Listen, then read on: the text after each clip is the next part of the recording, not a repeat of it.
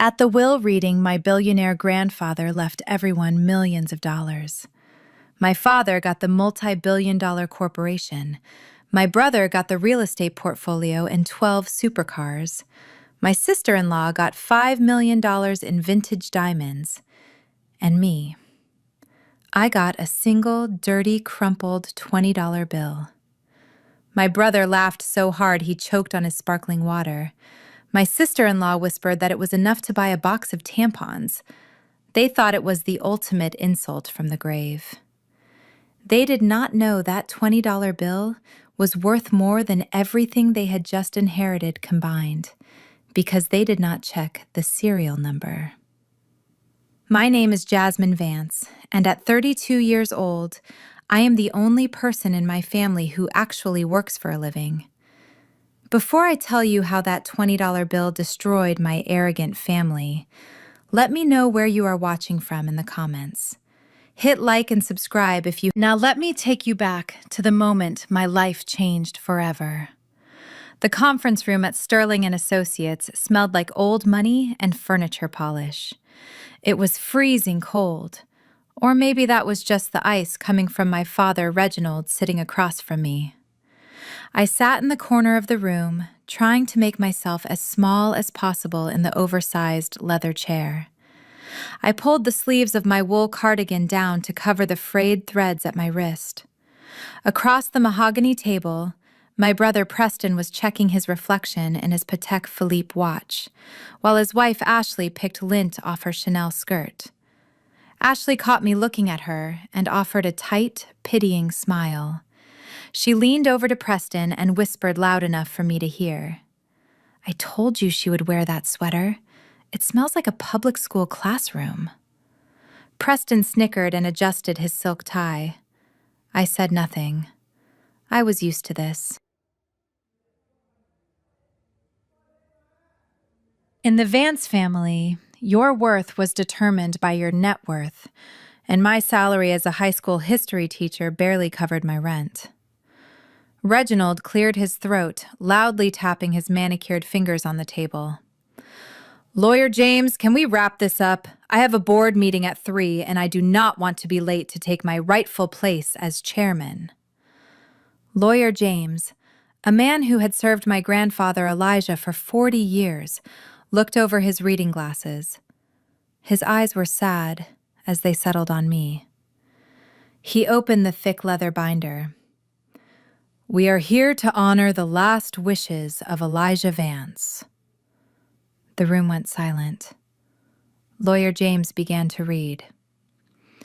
"To my son, Reginald Vance, I leave the controlling interest in Vance Industries, valued at $2.4 billion. My father did not even smile. He just nodded, as if he were accepting a delivery he had ordered months ago. "It is about time," he muttered. "To my grandson, Preston Vance, I leave my commercial real estate holdings in downtown Chicago and my personal collection of 12 vintage automobiles." Preston jumped up and pumped his fist in the air. "Yes, the Aston Martin is mine." He grabbed Ashley and kissed her cheek. "We are getting that yacht, baby." To Ashley Vance. Lawyer James continued, his voice devoid of emotion. "I leave the Eleanor Diamond collection." Ashley gasped, clutching her chest theatrically. "Oh, I knew he loved me." She smirked at me. "Real diamonds, Jasmine, not the glass kind you wear." My heart hammered against my ribs. I did not want their money. I did not want the company or the cars. I just wanted the small lake house where Grandpa and I used to fish on Sundays. It was the only place I had ever felt safe. It was the only place where I was not judged for being plain or bookish or unambitious. And finally, Lawyer James said, the room seemed to suck in all the air. Reginald leaned back, crossing his arms. "Let us hear it." Probably left her his library of dusty books. Lawyer James reached into his briefcase and pulled out a single, thin, cream-colored envelope. He slid it across the long polished table. It stopped right in front of me. There were no keys inside, no deed to a house, no check. It was light as a feather. My hands shook as I picked it up. I could feel their eyes burning into me. Preston had his phone out recording. "Open it, Jasmine," he taunted. "Maybe it is a gift card to Applebee's." I tore the seal. I reached inside. My fingers brushed against paper. I pulled it out. It was a $20 bill. Just one. It was old and soft from use, with a deep crease down the middle like it had been folded in a pocket for years. For a second, there was absolute silence. Then Preston exploded with laughter. He laughed so hard he doubled over, slapping the table. $20! That is hilarious. He threw us billions and gave you lunch money? Ashley covered her mouth, giggling uncontrollably. Oh, honey, that is tragic. But look on the bright side. It is just enough to buy a box of tampons. You know, for your time of the month. Or maybe some cheap cat food for when you end up alone. My face burned. I felt tears pricking the back of my eyes, but I refused to let them fall. I looked at my father, hoping for a shred of defense, hoping he would tell them to stop. Reginald looked at the $20 bill and then looked at me with pure disgust. "He knew," he said coldly. "Even in death, he knew. He knew you were not cut out for greatness, Jasmine. You are a teacher. You are small. You think small. $20 is exactly what you are worth to this dynasty." He stood up, buttoning his suit jacket. "Come on, Preston, Ashley, let us go to the Palm. I am craving lobster to celebrate." Reginald looked at me one last time. "We would invite you, Jasmine, but, well, $20 won't cover the valet parking, let alone the appetizer. Enjoy your inheritance." They swept out of the room, leaving a wake of expensive cologne and cruelty. Preston turned back at the door, still recording. "Don't spend it all in one place, sis." I was alone with Lawyer James. He looked down at his papers, unable to meet my eye. "I am sorry, Jasmine. He insisted on this." I looked down at the bill in my hand. I wanted to crumble it up. I wanted to tear it into tiny pieces and scream. How could Grandpa do this? He was my best friend. He was the one who paid for my teaching degree when Dad refused. He was the one who told me that knowledge was power. Was this his final lesson? That I was worthless? I was about to crush the bill in my fist when the light from the chandelier hit the paper. I froze. There was writing on it. In the bottom corner, in tiny purple ink, the kind of ink Grandpa always used for his journal, was a message. "Value is not found in the numbers, Jasmine. It is found where others refuse to look." My thumb brushed over the serial number. I frowned. A normal $20 bill has a random string of numbers, but this one was different. I brought it closer to my eyes. The letters and numbers were perfectly arranged. E-1990-LEGACY. Legacy. Elijah, 1990. Legacy. A chill shot down my spine. 1990 was the year I was born. Grandpa didn't leave me $20. He left me a message. He left me a key. My breathing quickened. The Vance family motto was always, "Look at the bottom line." But Grandpa always told me, "Look at the fine print." I looked up at Lawyer James. "Does my father know about the serial number?" I stood up and smoothed my cardigan. Thank you, James. I walked out of the plush office and took the elevator down to the parking garage. It had started to rain, a cold, gray Chicago drizzle that soaked through my clothes instantly. I walked past the spot where my father's limo and Preston's Porsche had been parked. They were gone, off to eat lobster and drink champagne and toast to their victory. I walked to the far corner of the lot to my 10-year-old Honda Civic. The bumper was held on by duct tape, and the paint was peeling. I got in and turned the key. The engine sputtered and died. I tried again. Nothing. Just the clicking sound of a dead battery. I sat there in the cold silence of my car, rain streaking down the windshield, blurring the city lights. I should have been crying. I should have been devastated. My family had just cut me out, disowned me, and humiliated me for the entire world to see. I felt dangerous. My father said I was worth $20. He was right. But he forgot that a $20 bill can buy a lot of things.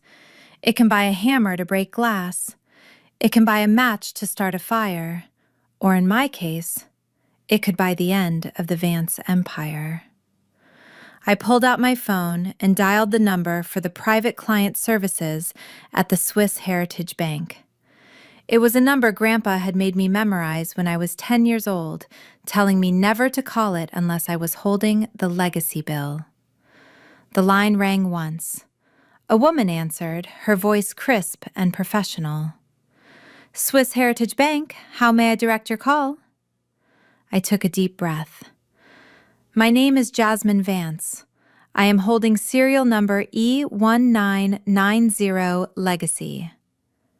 There was a pause, a long, heavy pause. Then the woman's voice changed. It dropped to a whisper, trembling with something that sounded. I looked out at the rain and smiled. Enjoy your lobster, Dad, because it is going to be your last expensive meal. The rain had not stopped since the will reading. It battered the windows of my small one-bedroom apartment in the West Loop, creating a rhythm that matched the pounding headache behind my eyes. I had barely slept, tossing and turning on the couch, clutching that old $20 bill like a lifeline. I kept waiting for the sadness to hit me. I kept waiting to mourn the grandfather who had been my only ally in a den of vipers. But sadness requires safety, and I did not feel safe. I felt like a soldier waiting for the enemy to breach the gates. At exactly 7 a.m, the enemy arrived. It did not start with a polite knock. It started with the sound of a key card sliding into my electronic lock, followed by the heavy thud of boots on my hardwood floor. I jumped up from the couch, my heart hammering against my ribs. 3 men in black tactical uniforms stormed into my living room. They were not police. They were private security. The Vance Industries private security. "Hey, what are you doing? Get out of my house!" I shouted, grabbing a throw blanket to cover my pajamas. The men ignored me completely. They began pulling paintings off the walls and sweeping my knickknacks into large black trash bags. Behind them, the door opened wide, and Ashley strolled in. She was wearing a white cashmere tracksuit that probably cost more than my annual teaching salary. She held a steaming pumpkin spice latte in one hand and her phone in the other, filming the chaos with a bored expression. "Good morning, Sleeping Beauty," she chirped, taking a sip of her coffee. "You might want to get dressed. The movers will be here in 10 minutes to take the furniture." "Ashley, what is going on?" I demanded, stepping over a pile of my own clothes that a guard had just dumped on the floor. "This is my apartment!"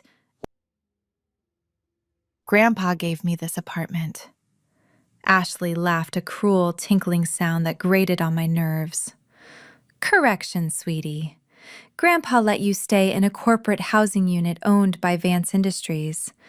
But now that Reginald is CEO and Preston is head of real estate, they are liquidating non-essential assets." She looked around my cozy living room with a sneer. And let us be honest, Jasmine. You are a non-essential asset. Preston wants to buy a new yacht by the weekend, and we need the cash flow. So this place goes on the market at noon. You cannot do this, I said, my voice trembling with rage. By law, I have 30 days. Ashley stepped closer into my personal space. Her perfume was overpowering, sickly sweet and expensive. By law, you are a squatter in company housing. Daddy signed an emergency eviction order an hour ago, citing renovation needs. You have 2 hours to clear out your personal trash. Hey, grab that box on the table. No!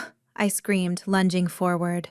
That box contained my lesson plans, 10 years of history curriculums, student letters, and my teaching awards. It was my life's work. The guard ignored me. He grabbed the box and dumped it upside down. Papers flew everywhere, fluttering like dying birds. Ashley kicked a stack of my graded essays with her pristine white sneaker. Look at this junk, she scoffed. History books, lesson plans. God, Jasmine, no wonder you are so poor. You spend your life looking at the past while we are building the future. Get this fire hazard out of here. I dropped to my knees, frantically trying to gather my papers. My hands were shaking. I wanted to cry. I wanted to scream. I wanted to claw that smug look off her face. But then I heard Grandpa's voice in my head, clear as a bell. Tears are for the weak, Jasmine. Strategy is for the strong.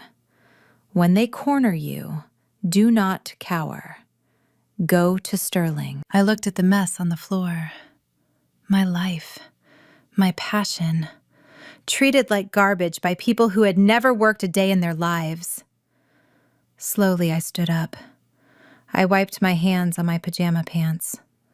I looked Ashley dead in the eye. You are right, I said, my voice surprisingly steady.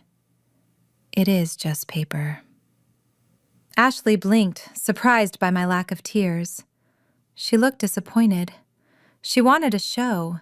She wanted me to beg. I walked into the bedroom, ignoring the guards who were dismantling my bed.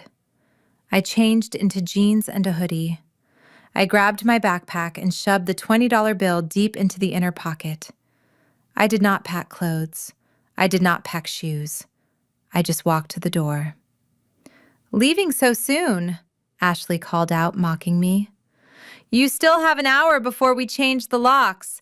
Do not forget your box of tampons. I hear they are expensive. I did not look back. I walked out into the cold rain. I had no car. I walked for 40 minutes to the financial district. The rain soaked through my hoodie, plastering my hair to my face. Mud splashed onto my jeans from passing taxis. I looked like a homeless person. I looked like exactly what my family thought I was. Nothing. I stood in front of the Swiss Heritage Bank. It was a fortress of glass and steel, intimidating and cold. This was where the ultra-wealthy hid their secrets. People like my father, people like Preston, and now me. I pushed through the revolving doors. The lobby was silent, smelling of marble and money. A security guard twice my size stepped in front of me immediately, his hand resting on his belt. "Excuse me, miss," he rumbled, his eyes scanning my wet clothes and muddy shoes. "The delivery entrance is around back. We do not allow panhandling in the lobby." "I am not a delivery girl," I said, pushing wet hair out of my eyes. "And I am not begging. I am here to see Director Sterling." The guard let out a dry laugh. Director Sterling. "Do you have an appointment?" "Look, miss, you need to leave before I call the police. You are dripping on the Italian marble." He reached out to grab my arm. His grip was tight. I was about to be thrown out onto the street again, humiliated again. "Wait," I said, reaching into my pocket. My hand closed around the damp paper. I have this. I pulled out the $20 bill. It looked pathetic in the grand lobby. Small, dirty, wrinkled. The guard stared at it and then sighed. Is this a joke? You want to deposit $20. Go to the ATM outside. Now get out. He began to drag me towards the door. I dug my heels in. Check the serial number, I shouted, my voice echoing off the high ceilings. Just check the damn number! The commotion drew the attention of the tellers. One of them, a young woman with kind eyes, walked over. What is the problem here? She says she needs to see Director Sterling. The guard grunted, still holding my arm. She is waving around a $20 bill like it is a golden ticket. The teller looked at me, then at the bill in my hand. Let me see it. I handed it to her. She smoothed it out. She read the numbers. E1990 Legacy. Her eyes went wide. The color drained from her face so fast I thought she might faint. She looked at me with a mixture of terror and awe. She did not speak. She simply turned around and ran towards a heavy oak door behind the counter marked Private. What is going on? The guard asked, loosening his grip slightly. 2 minutes later, the heavy oak door burst open. A man in an immaculate three-piece suit came running out. He was older, with silver hair and the bearing of a man who controlled empires. It was Arthur Sterling, the most powerful banker in Chicago, and he was running. He skidded to a stop in front of me. Sir, I was just removing. You were removing the most important client this bank has ever had, Mr. Sterling snapped. He turned to me. He did not look at my muddy shoes. He did not look at my wet hair. He looked me in the eye with absolute respect. He slowly lowered his head, bowing 90 degrees in front of everyone in the lobby. Miss Vance, he said, his voice trembling with emotion. We have been waiting for this day for 10 years. Your grandfather left strict instructions. He straightened up and gestured towards the private offices. Please follow me. It is time for you to take your rightful place. Welcome back, Chairman. Director Sterling led me down a corridor that seemed to go on forever. The air grew cooler with every step, and the plush carpet of the lobby. At each one, Sterling simply nodded, and the heavy steel doors slid open silently. We finally stopped in front of a circular vault door that looked like it belonged in a movie. It was massive, gleaming silver, and intimidating. Sterling turned to me, his expression solemn. Miss Vance, what I am about to show you is known by only 3 people. Your grandfather, myself, and now you. Your father believes he inherited an empire today. He is wrong. He inherited a graveyard. I frowned, confused. What do you mean? Grandpa built Vance Industries from nothing. It is worth billions. Sterling typed a long code into a keypad on the wall. The massive tumblers of the vault began to spin with a deep mechanical groan. On paper, yes, Sterling said. But your grandfather knew something that you suspected for a long time. He knew that your father and brother were not just incompetent. They were thieves. The vault door swung open. Inside, there were no stacks of gold bars or piles of cash. Instead, it was a small room filled with computer servers humming quietly and a single desk with a high-tech workstation. On the desk sat a small glass scanner. Sterling gestured to the scanner. Please place the bill there. I pulled the crumpled $20 bill from my pocket. It felt warm in my hand. I smoothed it out carefully, trying to flatten the crease down the middle. I placed it on the glass. A red laser swept over the paper, scanning the serial number. E1990 Legacy. Suddenly, the room came alive. The wall of screens in front of us flared to life, illuminating the dark room with a blue glow.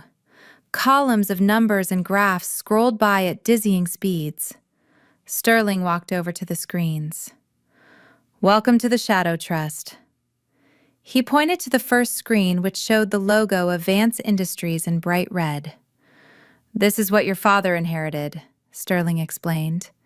"He thinks he owns the asset, but look closer at the liabilities column." I squinted at the numbers. My breath caught in my throat. The debt column was staggering. It was in the billions. "Your father has been leveraging the company for years," Sterling said, his voice dripping with disdain.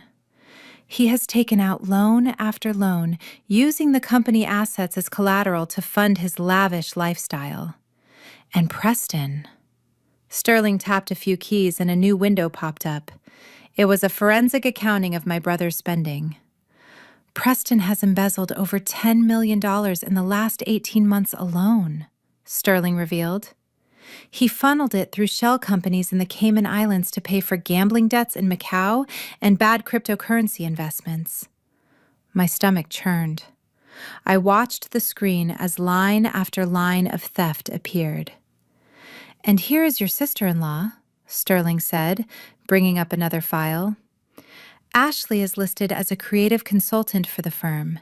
Her salary is $500,000 a year.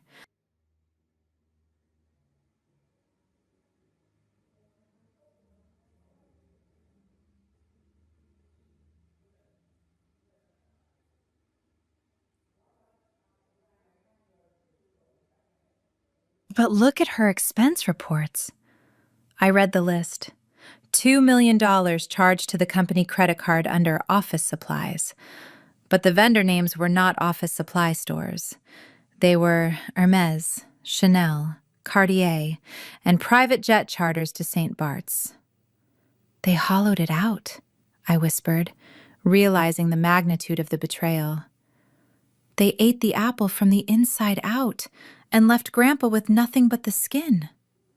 "Precisely," Sterling said. "Your grandfather found out 6 months ago. He was heartbroken. He wanted to fire them all, but he knew that if he did, the scandal would destroy the company's stock and thousands of innocent employees would lose their jobs. So he created a failsafe." Sterling turned to me, his eyes intense. "He created the Shadow Trust. He secretly transferred all the liquid cash, the emergency reserves, and the intellectual property rights into this trust. The company your father holds is a shell. It has no actual money to operate. It cannot pay the electric bill. Unless the Shadow Trust releases the funds." I looked at the screens. The balance of the Shadow Trust was displayed in the center. It was a number with 9 zeros. "You control the oxygen," Jasmine Sterling said softly. "Without this money, Vance Industries suffocates in 48 hours. Your father and brother will be personally liable for the debts they signed for. They will lose everything. The mansions, the cars, the status. They will be destitute." He paused, watching my face. "Your grandfather gave you the veto power. You can sign the authorization right now to cover their debts. You can bail them out. You can let them keep playing pretend billionaires while you go back to your apartment and find a new job. Or," he let the word hang in the air. "Or what?" I asked, my voice stronger than I expected. "Or you can let them fall," Sterling said. "You can activate the audit protocol." I thought about him laughing at me at the funeral. I saw the $2 million Ashley spent on handbags. I thought about her throwing my teaching awards into the trash. I saw my father's signature on the fraudulent loans. I thought about him calling me a disappointment. They did not just steal from the company. They stole from the workers. They stole from Grandpa's legacy, and they tried to steal my dignity. I remembered the rain on my face outside the apartment building. I remembered the feeling of being homeless while they planned to buy a yacht. If I bail them out, they will never learn, I said quietly. They will just keep eating until there is nothing left. I turned to Sterling. The timid history teacher who used to hide in the back of the room was gone.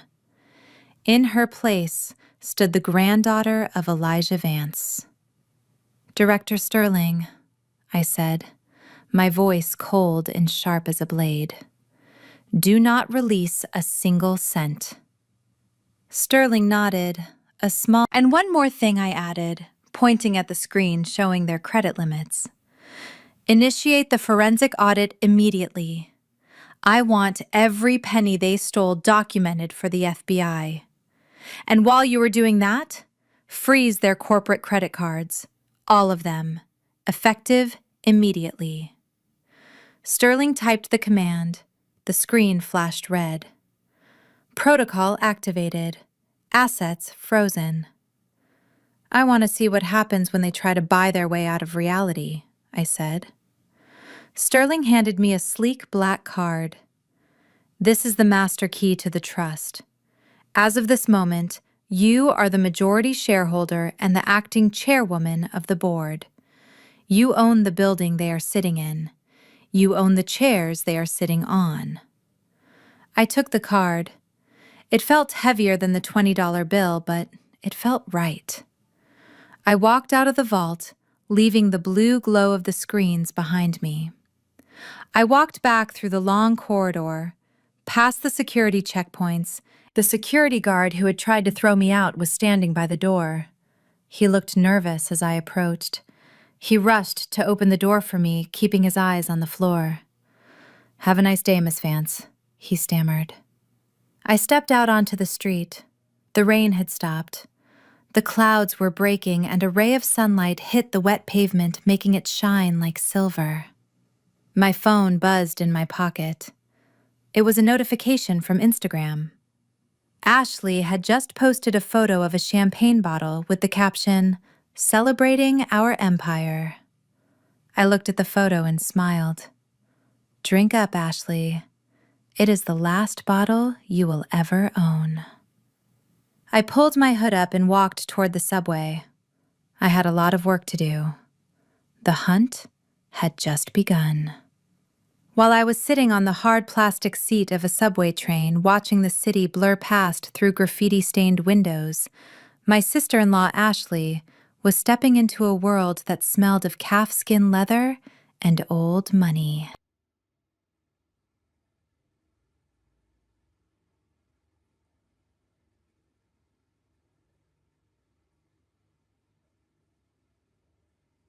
The Hermes Boutique on Oak Street was not just a store. It was a temple of exclusivity where the wealthy came to worship themselves. And today, Ashley was ready to be the high priestess. She walked in like she owned the pavement beneath her heels, flanked by her two best friends, Sloane and Muffy. They were the kind of women who lunched on salads that cost $40 and spoke in hushed tones about whose husband was under investigation by the SEC. Ashley was wearing the diamond earrings she had inherited only hours ago. They caught the light of the crystal chandeliers, sending prisms dancing across the silk scarves displayed on the walls. I know this because the store manager Henri told me everything later. But honestly, I did not need to be there to picture it. I knew exactly how Ashley operated. She would have walked straight past the greeter without making eye contact, snapping her fingers for champagne before she even looked at a bag. "Finally, we can breathe," Ashley announced loudly, her voice carrying over the quiet hum of the store.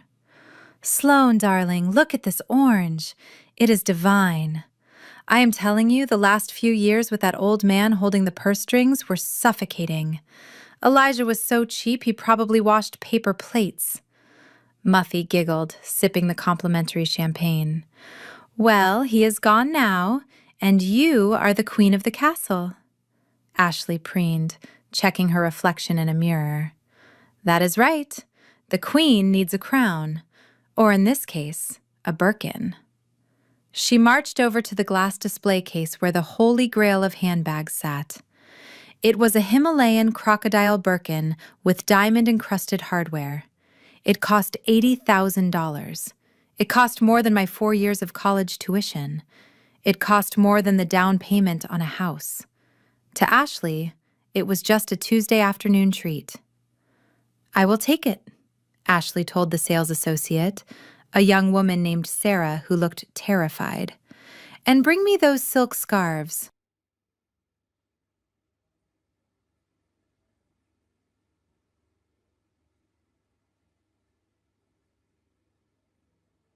The ones with the horse print.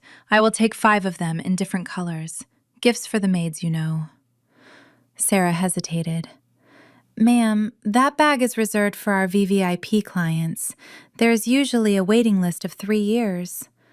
Ashley laughed, a sharp bark of a sound. Waiting lists are for people who fly commercial. Do you know who I am? I am Ashley Vance.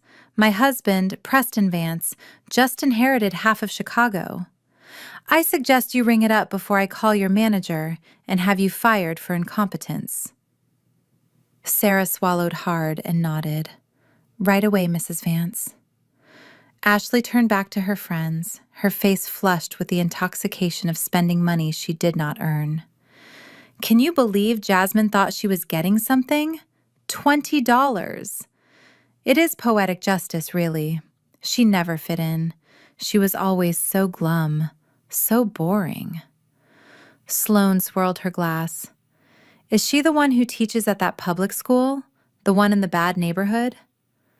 Ashley rolled her eyes. Yes, she insists on saving. It is embarrassing. I tried to get her a job at the foundation, just organizing flowers for galas, but she refused.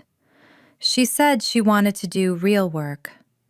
Well, now she can really work on finding a cardboard box to live in. We are evicting her today. The 3 of them toasted their glasses, clinking together with a cheerful chime. Sarah returned with the bag packaged in the signature orange box tied with a perfect brown ribbon. The total comes to $86,400, including tax, Mrs. Vance. Ashley waved her hand dismissively and pulled out the Centurion Black Card. It was the heavy metal card issued to Vance Industries. The card that had no limit. The card that had paid for her plastic surgery, her trips to Bali, and the very shoes on her feet. She slapped it onto the glass counter. Put it on the corporate account. Mark it as client appreciation gifts. Sarah inserted the chip. The machine beeped. Ashley drummed her manicured fingernails on the glass, humming a little tune. The machine beeped again, a harsh, low tone. Sarah frowned. I am sorry, Mrs. Vance. It says declined. The air in the boutique seemed to freeze.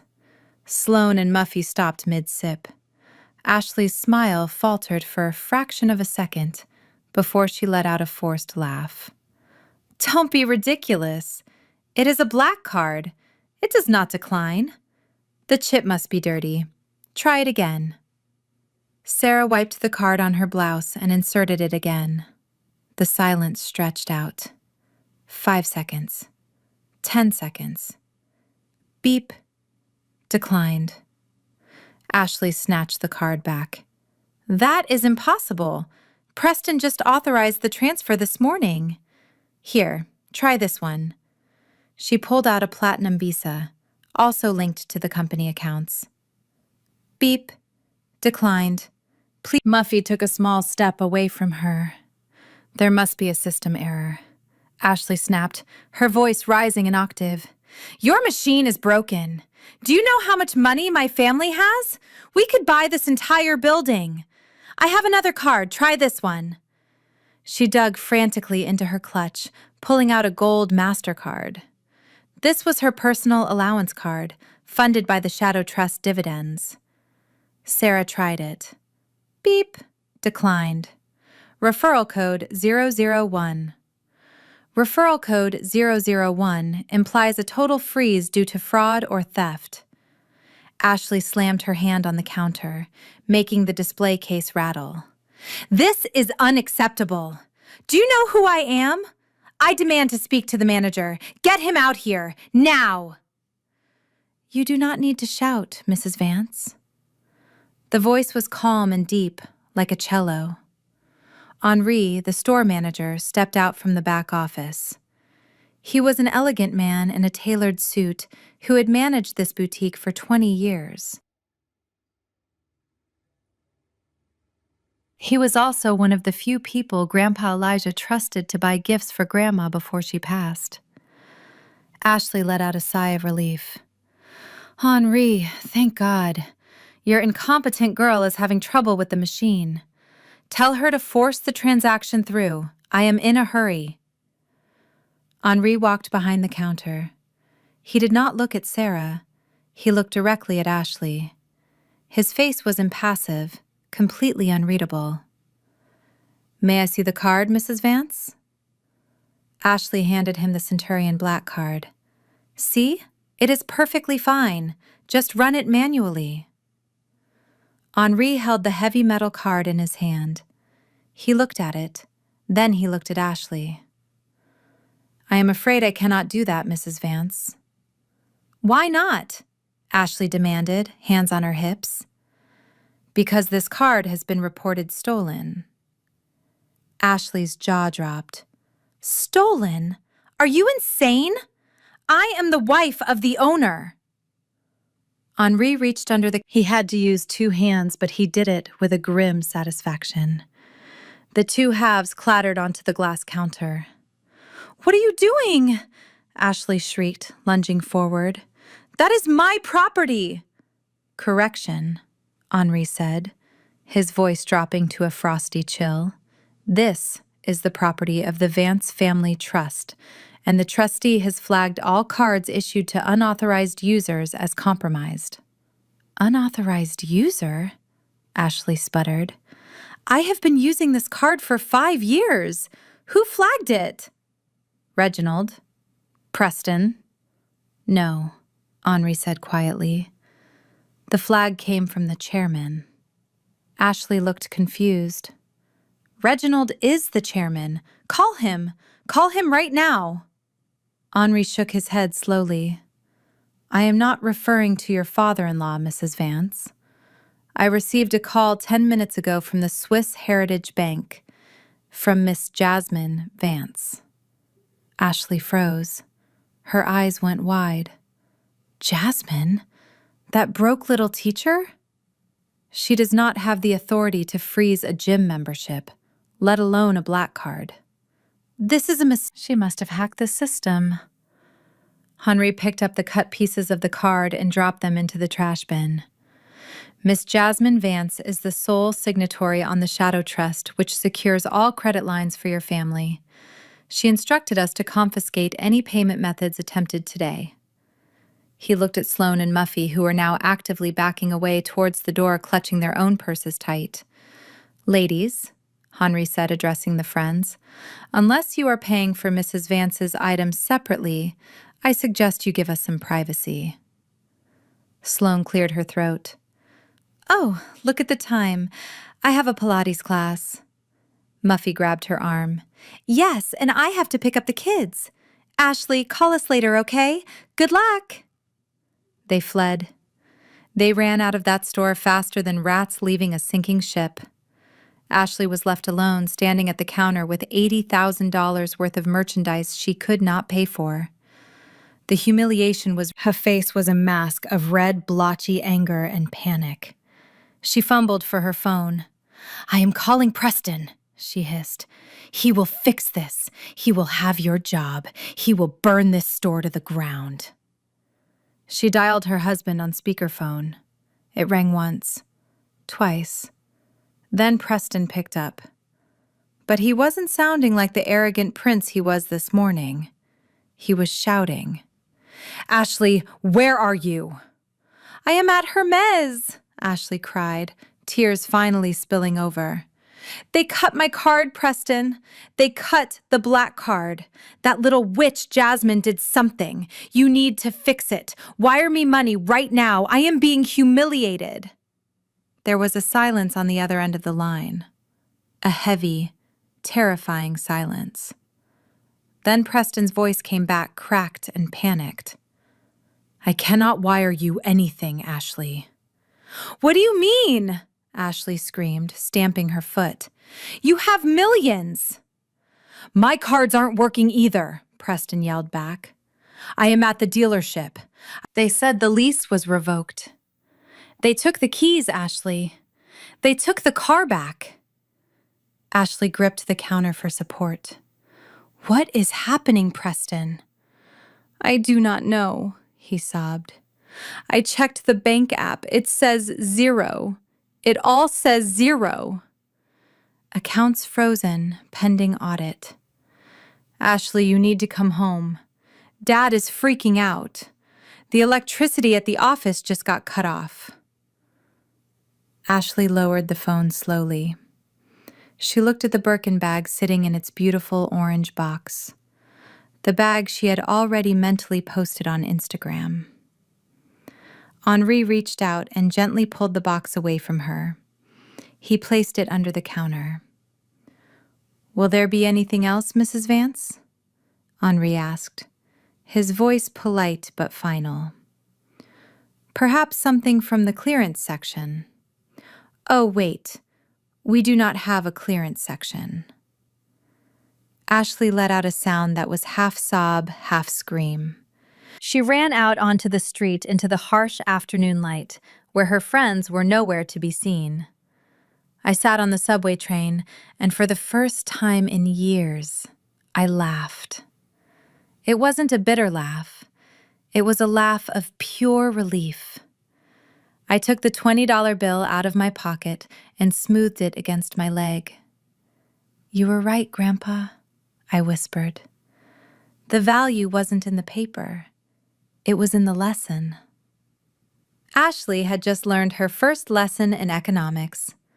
Credit is a privilege, not a right, and privileges can be revoked. But the war was far from over. I had cut off their supply lines, but a wounded animal is most dangerous when it is cornered. Preston and my father would not go down without a fight. They would come for me. They would try to destroy me. Let them come. I had the truth. I had the law. And I had $20. That was all I needed.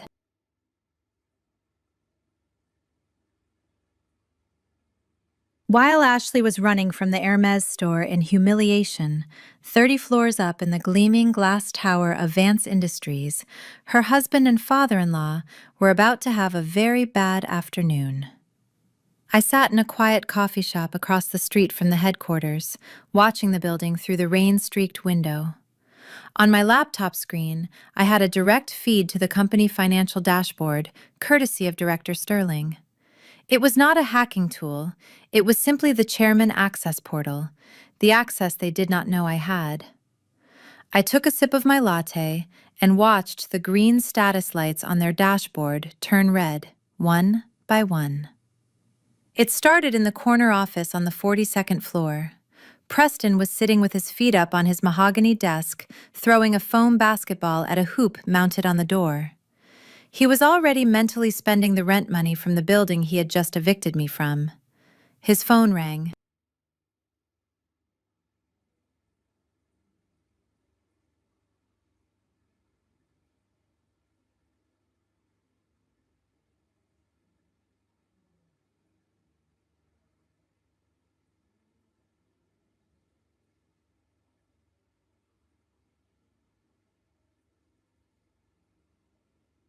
He glanced at the caller ID, expecting it to be the yacht broker confirming his new purchase. Instead, it was the vice president of lending at First National Bank. Preston answered with his usual arrogance. "Make it quick. I am a busy man." There was no polite greeting on the other end. Mr. Vance, this is a courtesy call to inform you that your auto loans for the Ferrari, the Lamborghini, and the McLaren have been flagged for immediate recall. Preston laughed, dropping the foam ball. Recall? What are you talking about? I paid the interest last month. The voice on the phone was cold. Your loans were secured by the equity in the Vance Family Trust. As of 20 minutes ago, the collateral was removed by the primary trustee. Your loans are now unsecured and in default. You have 4 hours to pay the remaining balance of $3.2 million, or we will dispatch the repossession team. Preston sat up so fast his expensive ergonomic chair nearly tipped over. $3 million?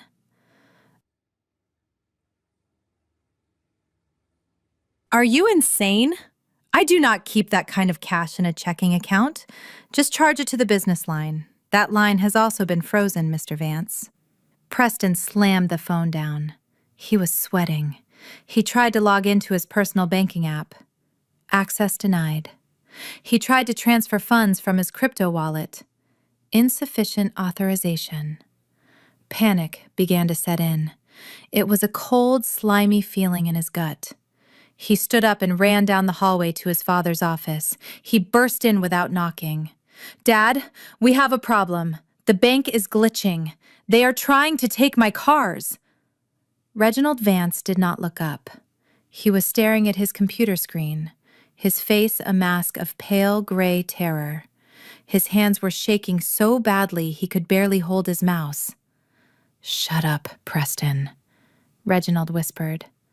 "Dad, you do not understand," Preston yelled. "They want $3 million by 5 o'clock. He turned the monitor so Preston could see. It was the login screen for their secret account in the Cayman Islands. The account where they hid the kickbacks, the embezzled funds, and the stolen pension money. Usually it showed a balance of $50 million.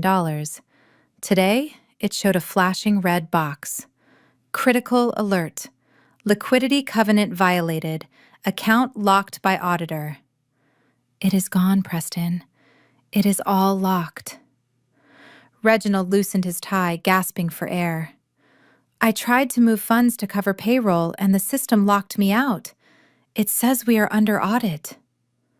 Preston sank into a chair. Audit. Who authorized an audit? We control the board. We control the CFO. Nobody audits us.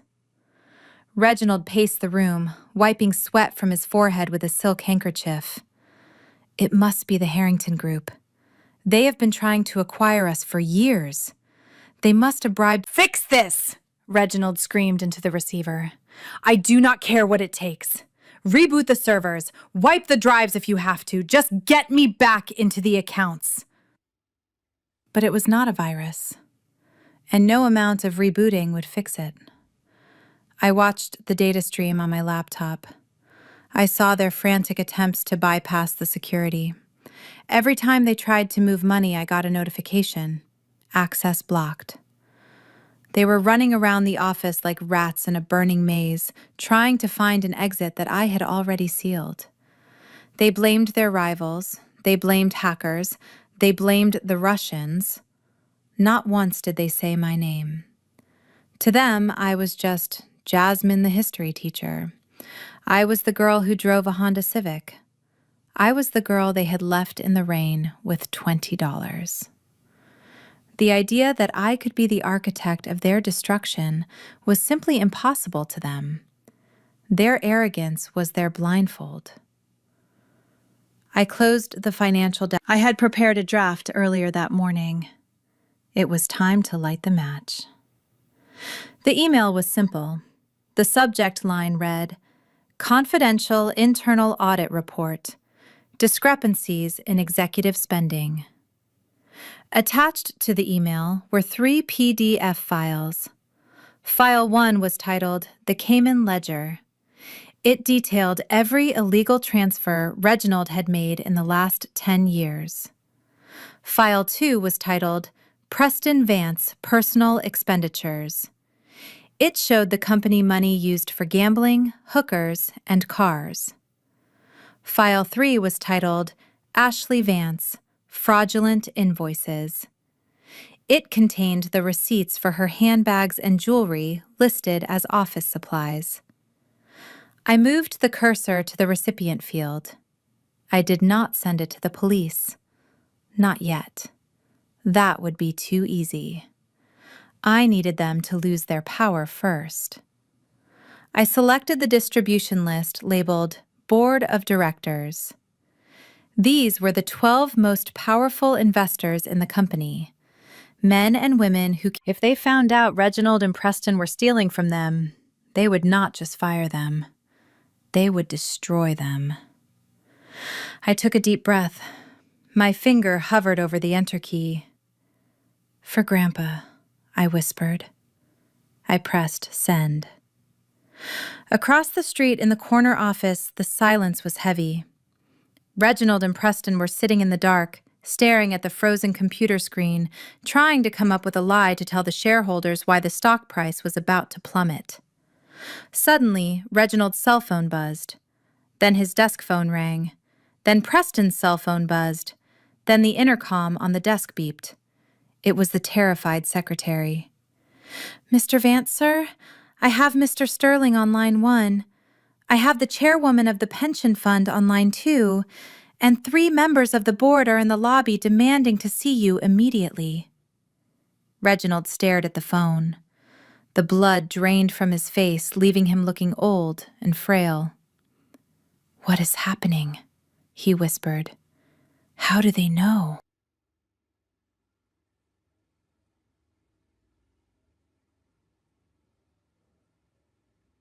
He looked at his email inbox. A notification popped up. He clicked it.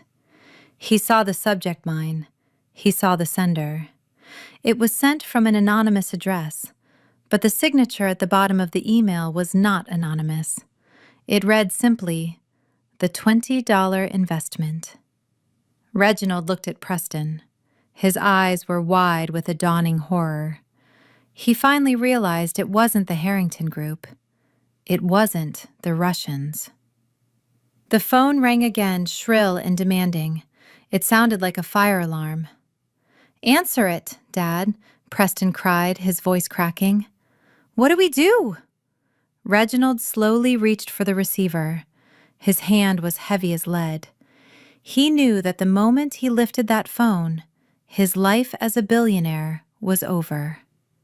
The walls of his glass castle were shattering, and there was nowhere left to hide. I closed my laptop and finished my coffee. It was cold, but it tasted sweet. I left a $20 tip on the table for the waitress.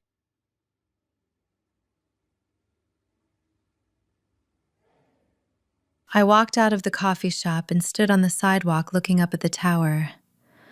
I could see the silhouette of my father standing at the window, looking down at the city he thought he owned. I pulled my coat tighter against the wind. The eviction notice they had served me this morning was still in my pocket, but I wouldn't need an apartment tonight. I hailed a taxi. "To the Ritz-Carlton, please," I told the driver. "And I would like to book the presidential suite for the month." The driver looked at me in the rearview mirror, skeptical of my simple clothes. "That is expensive, miss. Do you have a reservation?" I smiled and patted my pocket where the black card from Director Sterling was resting warm and ready. "Do not worry," I said. "My family is paying for it." My classroom at Southside High was usually a sanctuary. It was a place where the noise of the city faded away, replaced by the rustle of textbook pages and the scratching of pencils. I loved my students. They were kids from the neighborhood, kids who had seen more hardship in 16 years than my family had seen in 3 generations. They were resilient and hungry for knowledge, and they respected me not because of my last name or my bank account, but because I showed up for them every single day. We were in the middle of a lesson about the fall of Rome. I was standing at the whiteboard drawing a timeline explaining how internal corruption and overspending contributed to the collapse of one of history's greatest empires. The irony was not lost on me. As I spoke about emperors who fiddled while their city burned, I could see the faces of my father and Preston in my mind. But the peace of my sanctuary was about to be shattered. At 2:15 in the afternoon, the heavy door to my classroom did not just open. It exploded inward, hitting the wall with a deafening crash that made half my students jump out of their desks. Standing in the doorway was Ashley.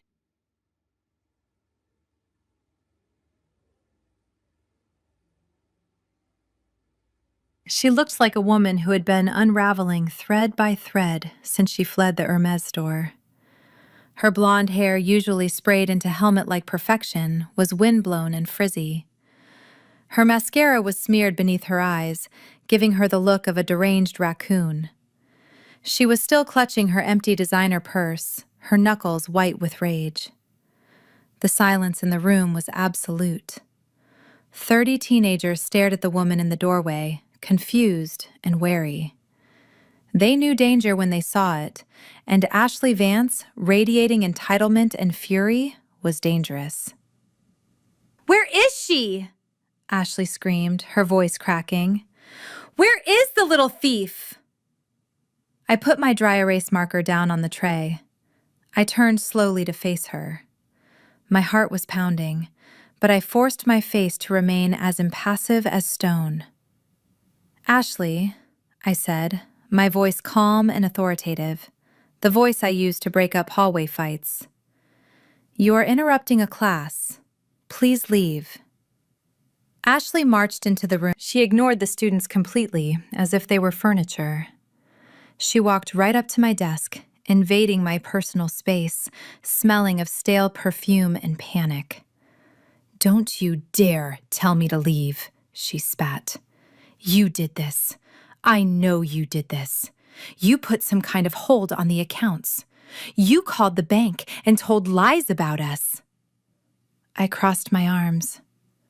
"I did not lie, Ashley. I simply ensured that the assets of the Vance Family Trust were protected from unauthorized looters." "Looters?" she shrieked, her face turning a blotchy red. "I am your sister-in-law. I am a Vance. That money is mine. How dare you cut me off?" I was standing at the counter at Hermes Jasmine. "Do you know how embarrassing that was? They cut my card. They treated me like a criminal because of you." My students were exchanging glances. In this neighborhood, when a rich white woman comes in screaming at a black teacher, cameras start rolling for protection. But I decided to take it a step further. If Ashley wanted to make a scene, I would give her an audience. I slowly reached into my pocket and pulled out my phone. I unlocked it and opened the Instagram app. I navigated to the live feature. I typed in a caption. "When the billionaire lifestyle collapses." I tapped the red button. "Hello, everyone," I said, addressing the phone in my hand. "I am currently in my classroom where my sister-in-law, Ashley Vance, has decided to pay us a visit. Say hello, Ashley." Ashley stared at the phone, her eyes bulging. "Put that away. You cannot record me." "You burst into a public school classroom, Ashley," I said. Ashley looked at the viewer count ticking up rapidly. She should have backed down. She should have run. But her arrogance was a blinding force. She lunged for the phone. "Give me that, you poverty-stricken little rat," she screamed. "You are jealous. That is what this is. You are jealous because Preston married me and not some boring nobody like you. You are jealous because we have the mansions and the cars and you have this." She gestured wildly at my classroom, at the chipped paint on the walls and the mismatched desks. "You have nothing, Jasmine. You are a loser teacher earning pennies while we run the city. Undo the freeze. Call Sterling right now and tell him it was a mistake, or I swear to God, I will ruin you. I will have you fired. I will plant drugs in your car. I will make sure people were tagging news outlets. Ashley was digging her own grave with every word, but she was too angry to see the shovel in her hand. I looked at my students. They were looking at me, waiting to see what I would do, waiting to see if I would let this woman crush me the way the world often tried to crush them. I stepped forward. I did not shout. I lowered my voice, forcing Ashley to stop screaming just to hear me. "You are right, Ashley," I said. "I do not have a mansion. I do not have a yacht. I do not have an $80,000 handbag." I pointed the camera at the whiteboard where the timeline of Rome was drawn. "We were just discussing history today, Ashley. We were talking about the French Revolution. Do you know who Marie Antoinette was?" Ashley blinked, confused by the sudden change in topic. "Who cares about some dead French lady? Give me my money." "She was a queen who lived in luxury while her people starved," I continued, my voice hard as steel. When she was told that the peasants had no bread, she reportedly said, "Let them eat cake." She lived in a bubble of gold and ignorance, thinking that her title would protect her forever. I took a step closer to Ashley, holding the phone up so the world could see the fear starting to creep into her eyes. "You are Marie Antoinette, Ashley. You have spent years eating cake paid for by stolen money. You have looked down on me, on my students, on anyone who actually works for a living. You thought the party would never end. You thought the credit card would never decline." I leaned in. "But history has a funny way of repeating itself. The people eventually get tired of paying for your cake. The gates come down, and the bill comes due." Ashley opened her mouth to speak, but nothing came out. She looked at the phone, then at me, then at the students who were now standing up silently backing their teacher. "You are not the queen of this city," I said. "You are just a trespasser in my classroom." And class is dismissed. I looked over Ashley's shoulder to the doorway. 2 school security officers had arrived. They were big men who did not care about designer labels. "Get her out of here," I said calmly. The officers stepped into the room. One of them reached for Ashley's arm. "Ma'am, you need to come with us." "Do not touch me," Ashley shrieked, trying to pull away. "Do you know who I am? My husband owns this block." "Your husband does not own anything right now, lady," the officer said, gripping her arm firmly. "You are trespassing on government property. Let us go." They began to drag her out. Ashley kicked and screamed, her heels skidding on the linoleum. "Preston will kill you for this, Jasmine," she howled as she was hauled into the hallway. "You will pay. You will regret the day you were born." Her voice faded as they dragged her down the corridor toward the exit. The sound of her screaming echoed off the lockers, a ghostly reminder of a crumbling dynasty. I turned back to the phone. The viewer count was now at 15,000. "That was Ashley Vance," I said to the camera. "Wife of Preston Vance. Remember that name when you see the headlines tomorrow, because the reign of terror is over." I ended the live stream. The room was silent for a heartbeat. Then slowly, one student started clapping, then another. Then the whole room erupted in applause. It wasn't polite applause. It was cheering. It was the sound of people who had just watched a bully get punched in the nose. I felt my knees shaking. The adrenaline was starting to fade, leaving me exhausted. But I stood tall. I walked back to the whiteboard and picked up my marker. I looked at my students. "Now," I said, my voice steady. "Where were we? Ah, yes, the fall of the empire. I turned to the board and circled the date 476 AD. Sometimes, I said, writing on the board, empires do not fall because of invading armies. Sometimes they fall because they rot from the inside. And sometimes, all it takes to push them over the edge is one person who decides to stop holding them up. My phone buzzed on the desk. It was a text from Director Sterling. He had been watching the live stream. The message was short. Brilliant. The board of directors just saw the video. They are calling an emergency vote. I smiled. The first domino had fallen. Ashley had just given me the weapon I needed to destroy their reputation. But Preston and Reginald were still out there. And now that they knew I wasn't afraid to fight in public, they would stop at nothing to silence me. I looked out the window at the parking lot where a police cruiser was pulling up to take Ashley away. Let them come, I thought. I have an army of my own now, and history is on my side. The text message from my mother arrived at 4 in the afternoon. It was the first time she had texted me in 3 years without asking for a favor or criticizing my hair. It read simply, "Jasmine, please come home for dinner tonight. Your father wants to make things right. We miss you." I stared at the screen and almost laughed. They did not miss me. They missed their credit cards. They missed their access to the company accounts. They missed the feeling of safety that I had stripped away from them piece by piece over the last 24 hours. But I knew this was coming.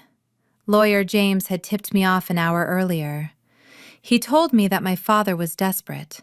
He told me that Reginald Vance was ready to negotiate. I did not dress up for the occasion. I wore my simple teaching clothes, a pair of slacks and a blouse. I drove my beat-up Honda Civic up the winding driveway of the Vance estate.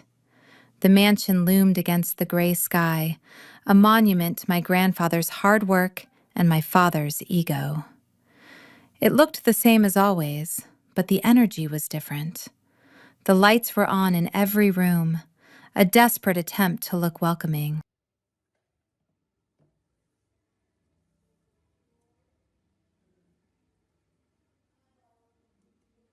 When I walked through the front door, I expected a fight. Instead, I got a performance. My mother, Vivian, was waiting in the foyer. She was wearing an apron over her silk dress, something I had never seen in my entire life. Her eyes were red-rimmed, as if she had been crying. When she saw me, she rushed forward and wrapped me in a hug that smelled of expensive perfume and fear. "Oh, Jasmine, my baby," she sobbed, clutching my shoulders. "I am so glad you are here. We have been so worried about you." I stood stiff in her arms. Worried about me? Yesterday you watched your daughter-in-law throw my life into trash bags and you said nothing. Yesterday you let Dad call me a disappointment. I gently pushed her away. "Hello, Mother." Come inside, Vivian said, wiping her eyes theatrically. "I made your favorite, seafood gumbo, just the way Grandpa used to teach me. I spent all afternoon in the kitchen." The table was set with the good china, the gold-rimmed plates that were usually reserved for senators and business tycoons. My father, Reginald, was sitting at the head of the table. He stood up when I entered. He forced a smile that looked like it caused him physical pain. "Jasmine," he said, gesturing to the chair to his right, "please sit." Preston was there too, sitting opposite me. He looked terrible. His eyes were bloodshot and he was nursing a glass of scotch with a shaking hand. He did not look at me. He just stared at the tablecloth, probably mourning the loss of his Aston Martin. I sat down. The tension in the room was thick enough to cut with a steak knife. Lawyer James was sitting at the far end of the table, silently observing. He gave me a barely perceptible nod.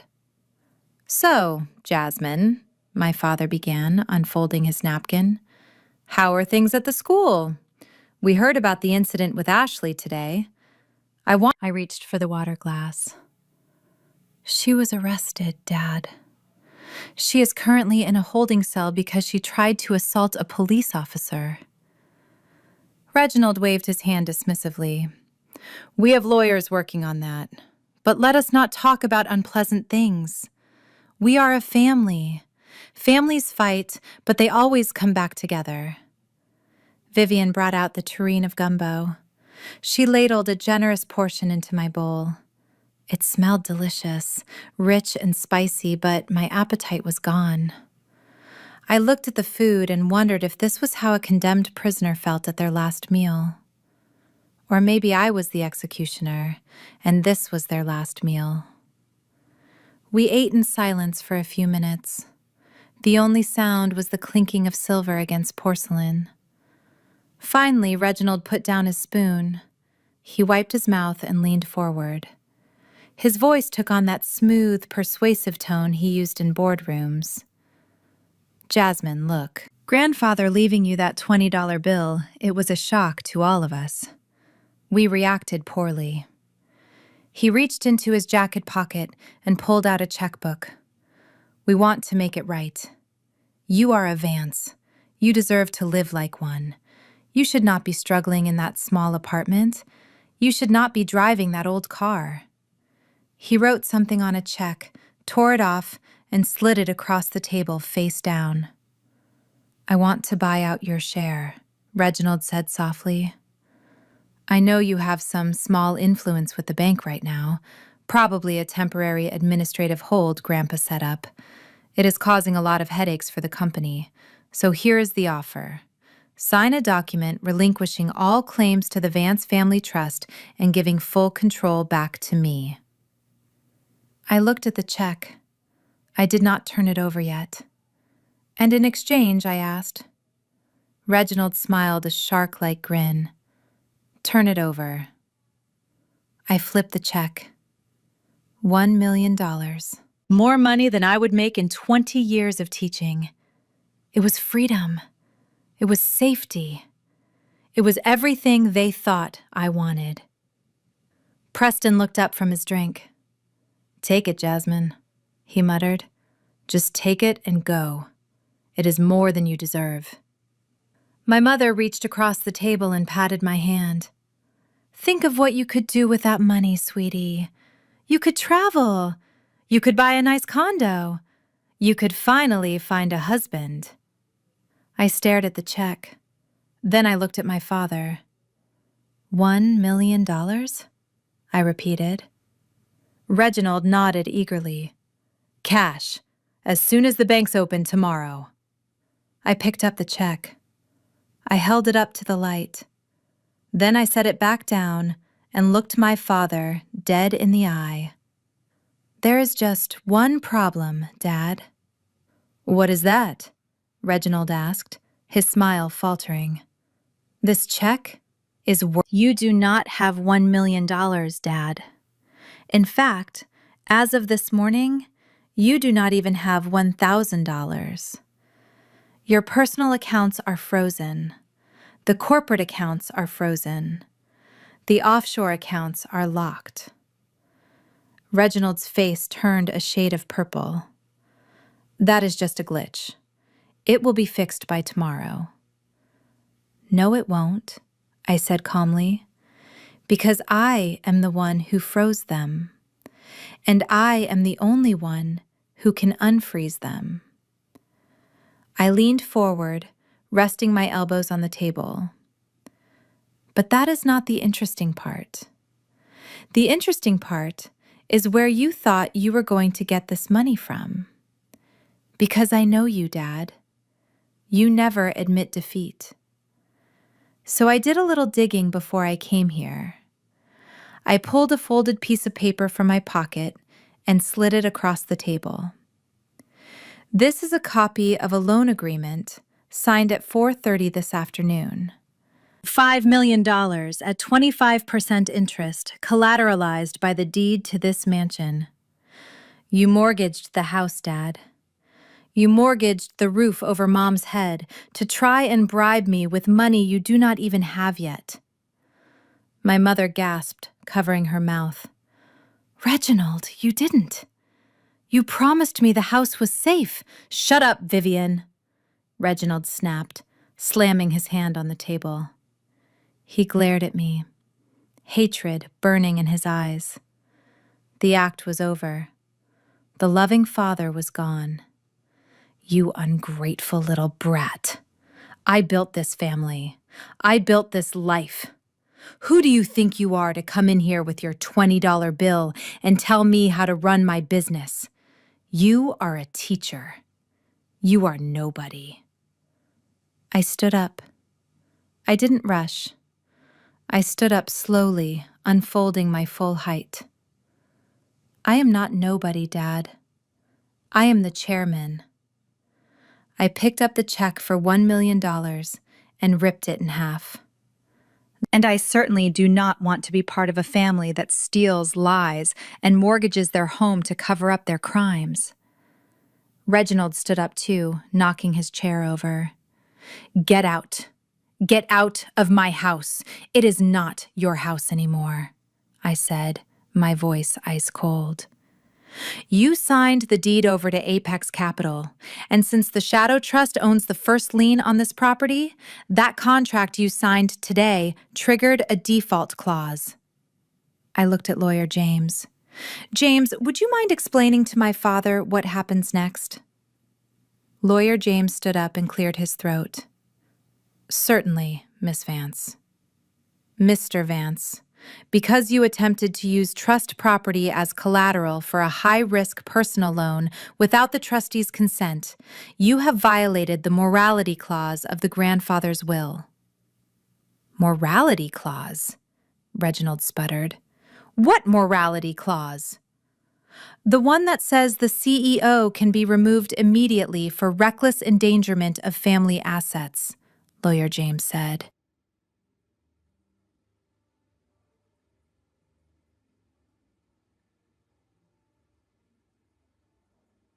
I looked at my father, who is now trembling with rage and fear. You wanted to know what I want, I asked. I do not want $1 million. I walked to the head of the table. I stood right next to him. I want the seat. Reginald stared at me. You cannot be serious. You cannot run $1 billion company. Watch me, I whispered. I turned to my mother and Preston. Pack your bags. The auditors are coming tomorrow morning to inventory the estate. If anything is missing, if one spoon, one painting, or one pearl earring is gone, I will have you prosecuted for theft, just like Ashley. I walked to the door. I paused and looked back at the family dinner that had turned into a funeral for their lifestyle. The gumbo was delicious, Mom. Pity you won't be able to afford the ingredients next time. I walked out of the mansion, and I was going to clean house, starting from the top floor down. The morning after I walked out of my parents' mansion, the sun rose over Chicago, but my world was already dark. I woke up not to the sound of my alarm, but to the relentless buzzing of my phone. It was vibrating against my nightstand like a trapped insect. I rolled over and squinted at the screen. I had 300 unread text messages, 50 missed calls, and thousands of notifications on social media. My stomach dropped. I knew this feeling. It was the feeling of a tsunami hitting the shore before you even hear the warning siren. I unlocked my phone and opened the local news app. The headline made me gasp aloud. Scandal at Southside High. Local teacher Jasmine Vance accused of inappropriate relations with administration and drug use on campus. There was a photo of me. It was a grainy picture taken from a distance while I was talking to my principal in the parking lot last week.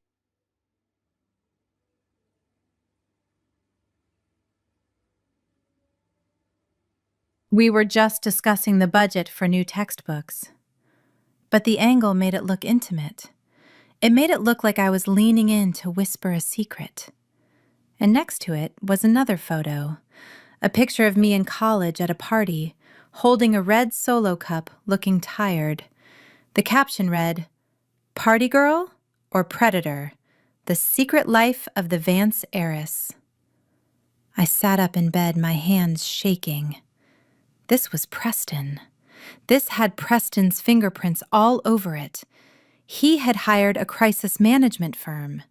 He had hired the kind of people who specialize in character assassination. They knew they could not beat me in the boardroom, so they decided to destroy me in the classroom. They wanted to strip away the one thing I valued more than money, my reputation as an educator. My phone rang again. It was Principal Davies. I stared at his name on the screen. He was a good man, a man who had mentored me. "Jasmine, I am so sorry, Principal Davies," said his voice, sounding tired and strained. "The school board has been bombarded with calls since 6 this morning. Parents are threatening to pull their kids.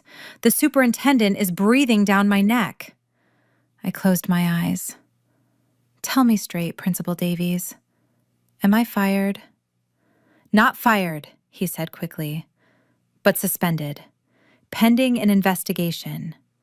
You cannot come to campus, Jasmine. You cannot contact the students.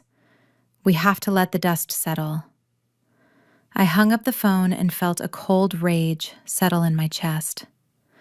It was different from the anger I felt at the will reading. That was personal. This was professional. They had crossed a line that should never be crossed. They had dragged my students and my school into their messy, greedy war. I walked into my living room. On the coffee table sat a silver flash drive. It was the drive Director Sterling had given me. I had planned to be civil. I had planned to follow the legal process. But Preston and my father did not believe in the legal process. They believed in the court of public opinion. They wanted a media circus. They wanted to throw mud and see what stuck. "Fine," I whispered, picking up the flash drive. "You want a circus? I will be the ringmaster." I opened my laptop. I did not log into my school email. Instead, I logged into a secure, encrypted email service. I found the contact information for the biggest investigative journalist in Chicago, a woman named Sarah Jenkins who ran the blog The Windy City Truth. She had been trying to get an interview with my father for years, but he always snubbed her, calling her a tabloid hack. I typed a subject line: "The Vance Family Financials, the Real Story." I inserted the flash drive. I selected the files. Preston wanted to talk about illicit activities. Let us talk about them. It contained copies of wire transfers totaling $5 million to the Bellagio and the Wynn casinos. It included scans of promissory notes signed by Preston, where he pledged company assets to cover his baccarat losses. But the piece de resistance was a video file. A security camera clip from a private room in a high rollers club showing Preston snorting something off a glass table while bragging about how his daddy owns the police. Then I attached a folder labeled Ashley Vance Personal Services. This was the one that would break the internet. Ashley had spent hundreds of thousands of dollars on a personal tennis coach named Marco. The invoices were billed to the Vance Industries marketing department as consulting fees, but I had the text messages. Hundreds of them. Explicit messages between Ashley and Marco detailing exactly what kind of consulting he was doing in hotel rooms while Preston was in Vegas. And finally, I attached the file on my father.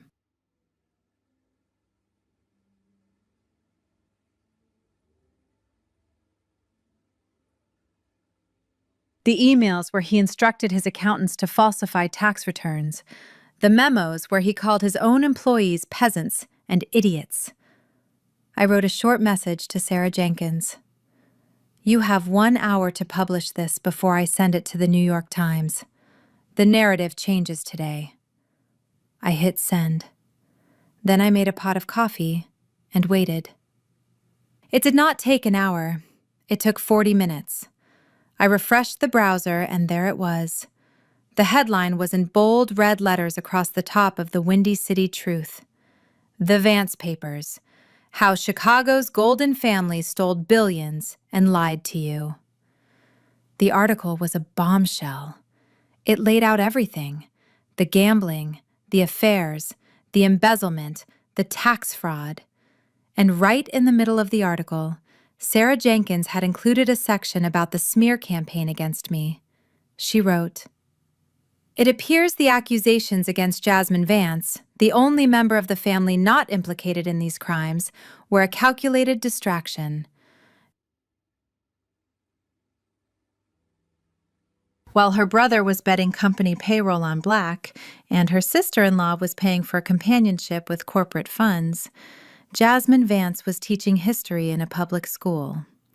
The evidence suggests she is not the villain of this story. She is the whistleblower. I went to Twitter. The hashtag #FireJasmineVance, which Preston's bots had been trending all morning, was suddenly disappearing. In its place, a new hashtag was rising. Justice for Jasmine.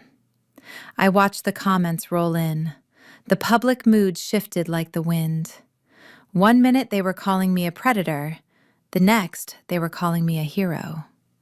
"Look at the receipts," one user wrote. "Preston Vance lost $5 million while refusing to give his employees a raise. Sickening." Another user posted the picture of Ashley. "So let me get this straight. She called Jasmine poor while she was using stolen money to pay her boy toy. The audacity is infinite." My phone started buzzing again. But it was support. Students were posting videos defending me. Parents were commenting that I was the best teacher their kids ever had. And then the phone calls started from the other side. Preston called. I sent it to voicemail. Ashley called. I sent it to voicemail. My father called. I picked up. "Jasmine!" he screamed, his voice sounding like he was on the verge of a stroke. "What have you done? There are reporters on the lawn. There are helicopters over the house." I took a sip of my coffee. "I thought you liked attention, Dad. You always said there is no such thing as bad publicity." "You ruined us!" he yelled. "The stock price is in free fall. The board is calling for my head. Ashley locked herself in the bathroom and won't come out. Preston is throwing up in the garden." I walked to the window and looked out at the city. The rain had stopped and the sun was shining bright and clear.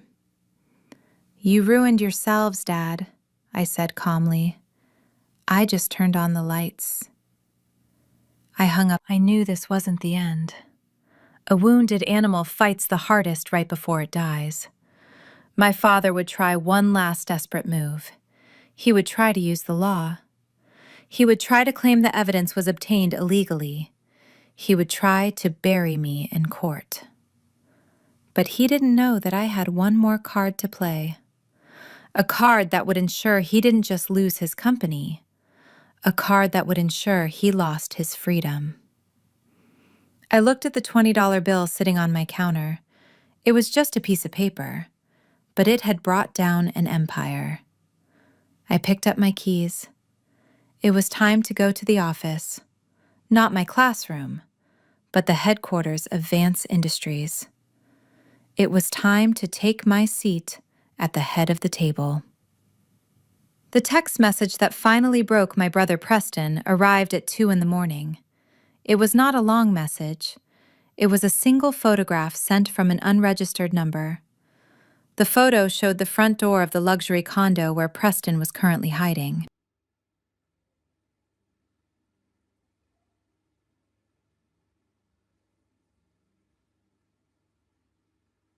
But it was not just a picture of a door. Resting on the welcome mat was a pair of rusted garden shears. Below the photo was a text that read, "You have 24 hours to pay the $5 million, or we start taking fingers. One for every million."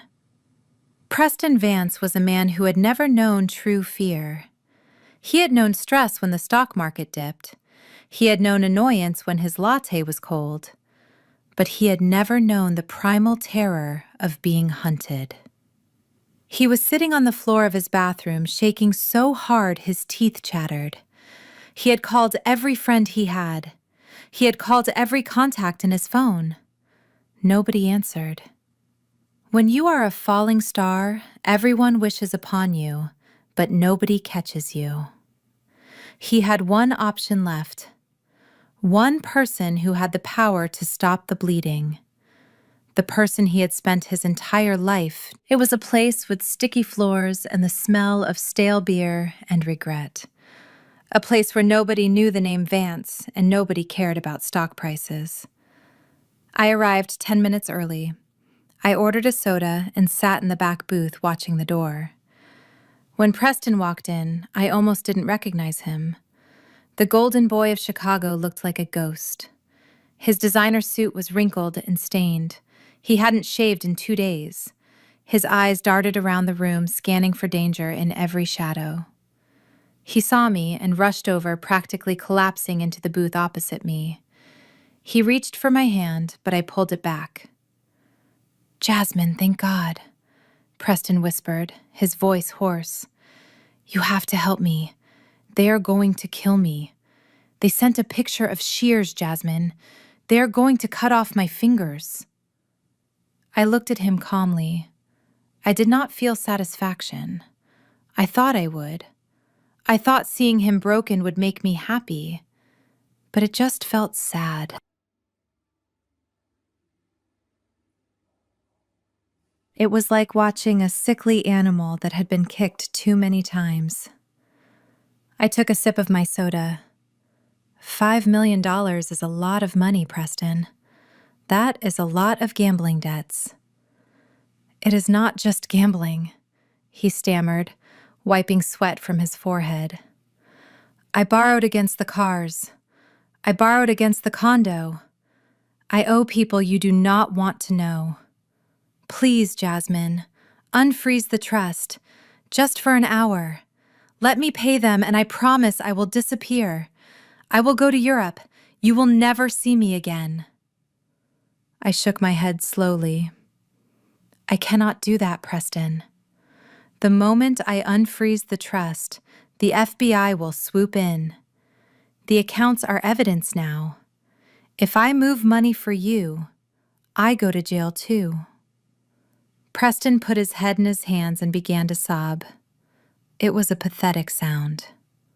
Preston looked up, hope flaring in his eyes, desperate and wild. "What?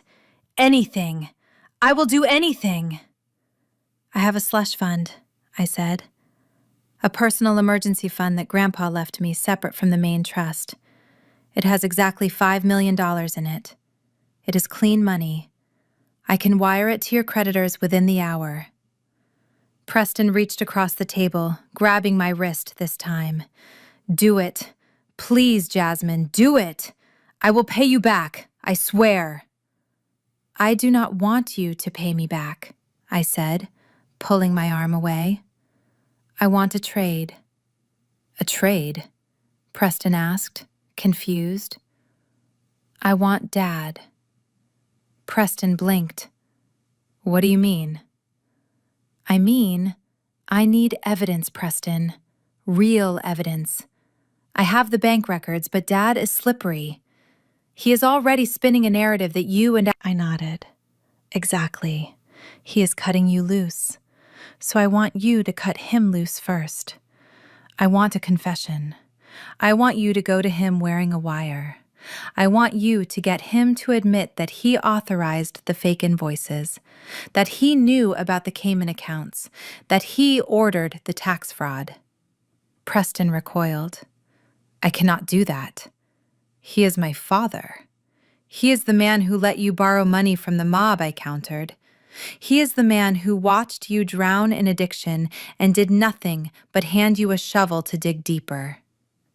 Preston looked down at his hands. His manicured fingernails were chewed down to the quick. He thought about the garden shears. He thought about the pain. If I do this, he whispered, if I get the recording, you pay the debt. Today. I pulled out my phone and showed him the transfer screen. The money was ready. Bring me the recording, Preston, and you get to keep your fingers. He stood up. An hour later, Preston Vance walked into the temporary office my father had set up in a hotel suite.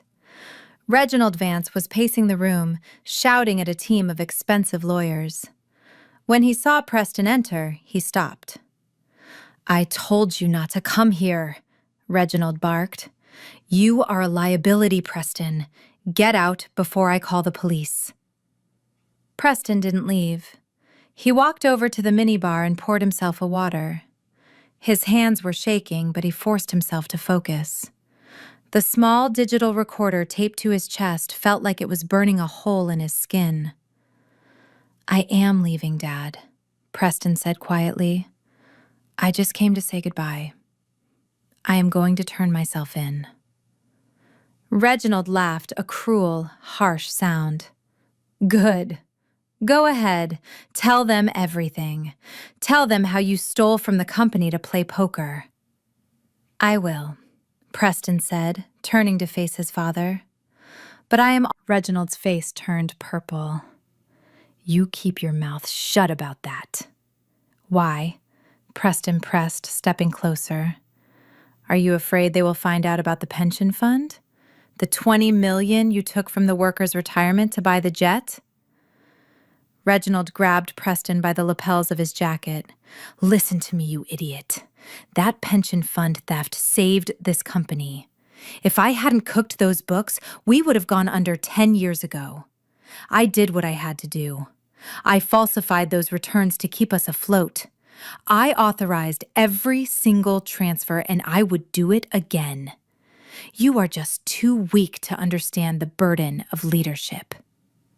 Preston stood there, letting his father shake him. He looked into the eyes of the man he had worshipped his entire life and saw nothing but selfishness.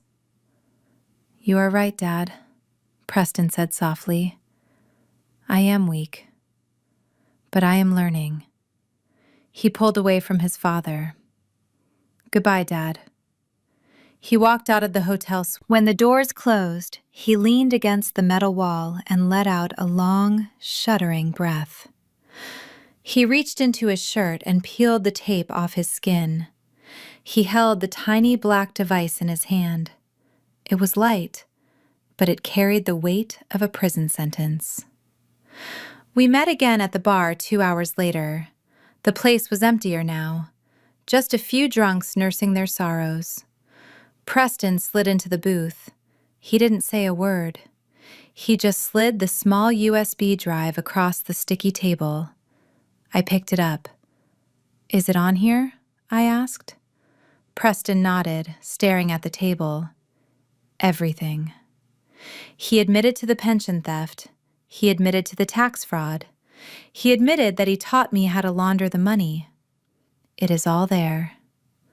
I plugged the drive into my laptop and put on my headphones.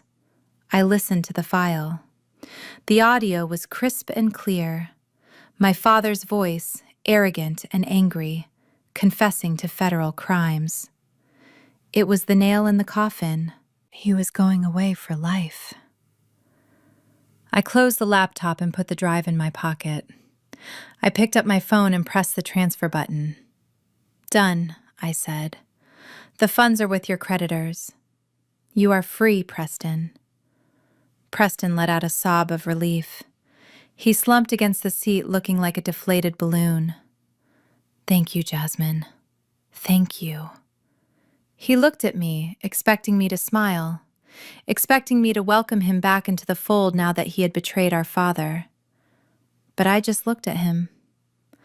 I looked at the brother who had laughed at me at the will reading, the brother who had tried to destroy my career, the brother who had just sold his own father to save his fingers. I stood up and gathered my things. You know, Preston, I said, looking down at him. Dad was a monster. But at least he had a code. He was loyal to the dollar until the end. Preston looked up, his eyes red and watery. What do you mean? I patted the pocket where the USB drive sat. I mean that you are worse than him. He would have burned the world down to save you, and you just sold him out for $5 million. I shook my head. You sold your father for the price of a few bad hands of poker. That is your legacy, Preston. You are not a businessman. You are just a coward. I turned and walked out of the bar. I stepped into the cool night air. The city lights were twinkling in the distance. I had the evidence. I had the power. I had won. But as I walked to my car, I didn't feel like a winner. I felt heavy. I realized that in destroying my family, I was uncovering just how rotten they truly were. Grandpa Elijah had left me $20 because he knew it was the only clean thing in the entire estate. I drove toward the FBI field office. The USB drive felt heavy in my pocket. It was time to finish this. It was time to put the Vance dynasty where it belonged, behind bars. The heavy oak doors of the Vance estate had once been a gateway to... Tonight, they felt like the entrance to a tomb. I did not knock. I did not ring the bell. I simply placed my hand on the scanner and let the heavy lock disengage with a mechanical thud. I was still the owner, after all. Behind me, Lawyer James adjusted his briefcase, and two large men in dark suits stepped forward. They were not police. Not yet. They were private security contractors, ex-military men who I had hired to ensure that the final act of this tragedy played out without violence. Or at least without violence directed at me. We walked into the living room. The curtains were drawn tight against the prying lenses of the paparazzi helicopters that had been circling all afternoon. The room smelled of stale bourbon and fear. My family was gathered there, sitting on the plush velvet sofas like mourners at a wake. Reginald sat with his head in his hands, his tie undone, his shirt rumpled. Preston was pacing by the fireplace, nursing a glass of amber liquid.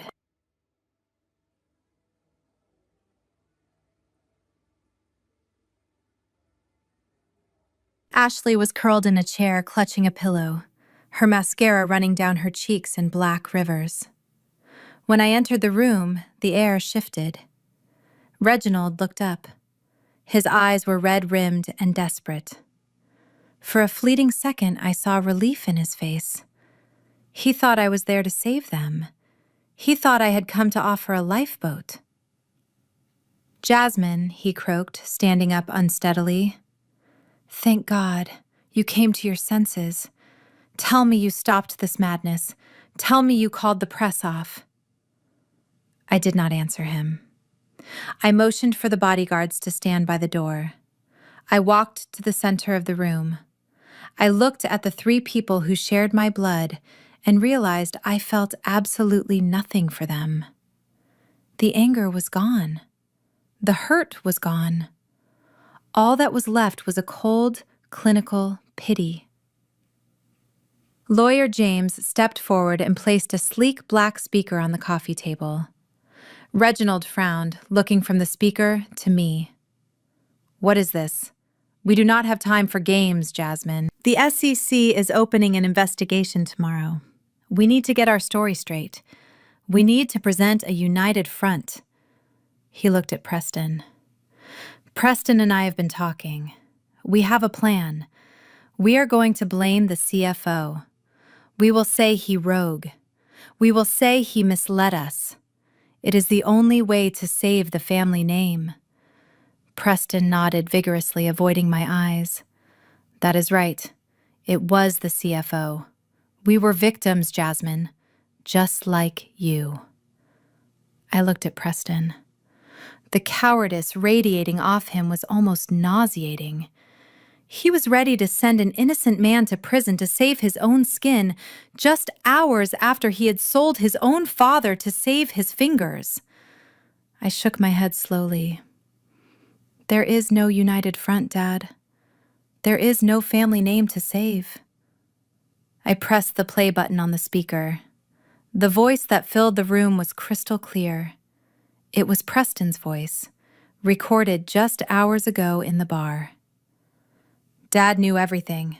He looked at the speaker, then he looked at Preston. His mouth opened, but no sound came out. The recording continued. Preston's voice was whining, desperate. He falsified the tax returns. He took the pension money to buy the jet.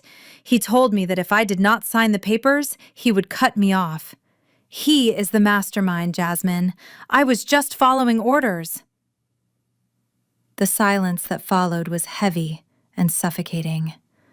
Preston shrank back against the fireplace mantel, gripping his glass so hard his knuckles turned white.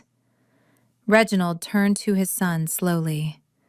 His face was a mask of disbelief that quickly morphed into a rage so pure it was terrifying. "You sold me out," Reginald whispered. His voice was trembling. "I gave you everything. I gave you a life most men only dream of. I covered your debts. I hid your mistakes. And you?" It happened so fast, the bodyguards barely had time to react. Reginald crossed the room and struck Preston across the face with an open palm. The sound of the slap cracked through the room like a gunshot. Preston stumbled back, dropping his glass. It shattered on the hearth, spraying bourbon and shards of crystal everywhere. "You traitor!" Reginald screamed, grabbing Preston by the lapels of his ruined suit. "You spineless little worm. I should have left you in that jail cell in Vegas 5 years ago." Ashley screamed, jumping up from her chair. "Stop it! Stop it, both of you!" She turned to me, her eyes wild. "Look what you are doing. You are destroying us. Are you happy now? Are you happy that you turned father against son?" I looked at her calmly. "I did not turn them against each other, Ashley. I just removed the money that was gluing them together. Without the money, you are not a family." This time, it was Reginald's voice filling the room. It was the recording from the bugged office phone, the one from the audit files. "Ashley is a liability. Her spending is out of control. If the auditors come close, we cut her loose. We say she embezzled the funds without our knowledge. We throw her to the wolves to save the core business." Ashley stopped screaming. She stared at the speaker, then she stared at Reginald. "You what?" she whispered. "You are going to frame me?" Reginald released Preston and spun around, panting. "Ashley, listen. That was just a contingency plan. It was hypothetical." Ashley let out a hysterical laugh. "Hypothetical? You old monster. I cooked your dinners. I hosted your galas. I lied for you to the press. And you were going to send me to prison?" She turned on Preston, hitting him on the chest with her fists. "And you knew! You knew he was going to do this to me, and you said nothing. There is nothing left," Preston yelled, pushing her away. "Can't you get that through your thick skull?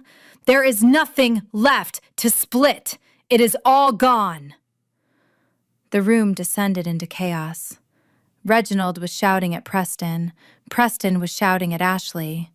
Ashley was screaming about her wasted youth. They were like a pack of wolves that had run out of meat and were now turning to eat their own. Enough! My voice was not loud, but it cut through the noise like a blade. They stopped panting, looking at me. They seemed to remember suddenly that I was there, that I was the one holding the keys. I walked to the coffee table. I reached into my pocket and pulled out the $20 bill. It was soft now, almost fabric-like from how many times I had held it. The edges were fraying. The ink was faded. I smoothed it out and placed it gently on the polished wood surface, right next to the high-tech speaker. "Look at this," I said, pointing to the bill. They looked.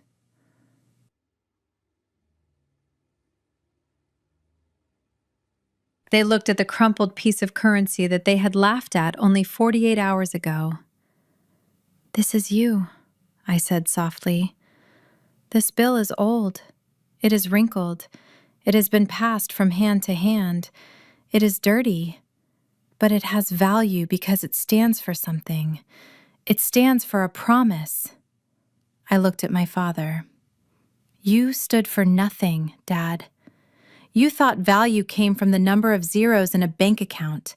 You thought dignity was something you could buy with a black card, but look at you now." I gestured to the scene before me. The shattered glass, the tear-stained faces, the violence. You are not a dynasty. You are a crime scene. You are cheap, you are crumpled, and unlike this bill, you have no value left.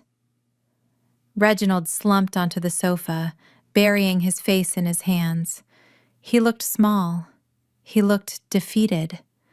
The arrogance that had fueled him for 60 years had finally run dry. "What do you want, Jasmine?" he whispered. "You have won. We are destroyed. What more do you want?"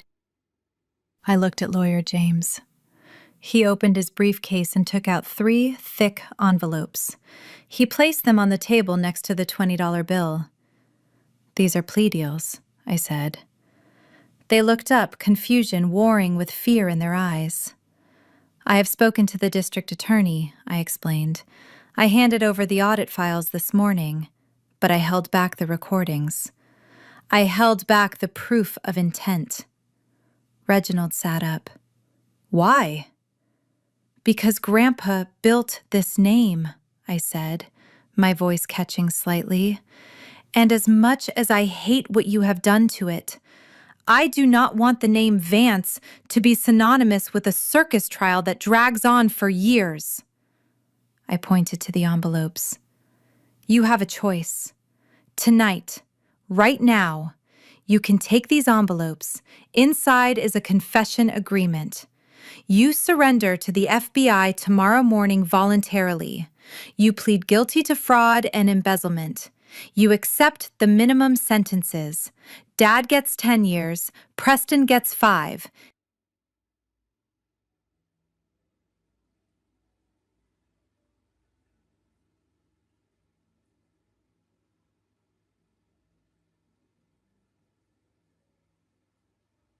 Ashley gets probation and community service for the misuse of funds." Ashley began to cry again, quietly this time. "Or," I asked, my voice dropping to a whisper, "or I walk out of here and I send these recordings to Sarah Jenkins at the Windy City Truth, and tomorrow morning, instead of a quiet surrender, you will have CNN broadcasting your voices admitting to your crimes on national television. You will not get a plea deal. You will get the maximum sentence. 25 years for you, Dad. 15 for you, Preston." I looked at my watch. "It is 9 o'clock. You have until 9:15 to sign." I stepped back, giving them space. For a moment, nobody moved. The only sound was the ticking of the grandfather clock in the hall, a clock that had been bought by Elijah Vance 50 years ago. Then, slowly, my father reached for a pen. His hand was shaking so badly he had to steady it with his other hand. He did not look at me. He did not look at his son. He signed the papers.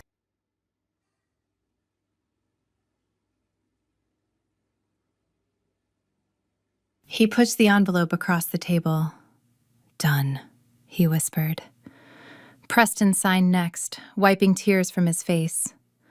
Ashley signed last, her hand trembling as she realized her life of luxury was officially over.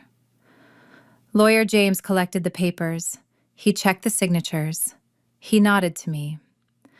I picked up the $20 bill. I put it back in my pocket.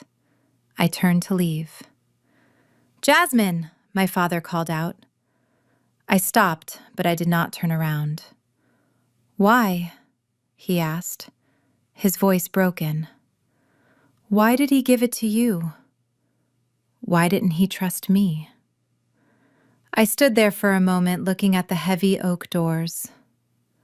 "Because, Dad," I said softly, "Grandpa knew that if you had $20, you would try to turn it into 20 million by cheating. But he knew that if I had $20, I would use it to buy a future." I walked out of the room. The bodyguards followed me, closing the doors on the sobbing ruins of my family. I walked out into the cool night air. I took a deep breath. It tasted like rain and freedom. I had one last stop to make. Tomorrow, the world would know the truth. But tonight, I had to say goodbye to the past. The annual shareholder meeting of Vance Industries was usually a boring affair held in the grand ballroom of the Ritz-Carlton. Men in gray suits would clap politely at graphs showing 3% growth and eat rubbery chicken. But today was different. Today, there were no graphs. There were satellite trucks from CNN, Fox News, and MSNBC parked outside. There were hundreds of reporters shouting questions. And inside, the atmosphere was not one of celebration, but of a public execution. My father, Reginald Vance, stood at the podium. He was wearing his best suit and a layer of makeup so thick it looked like a mask trying to hide the gray pallor of his skin. He was sweating under the hot studio lights. He gripped the sides of the lectern as if it were the only thing keeping him upright.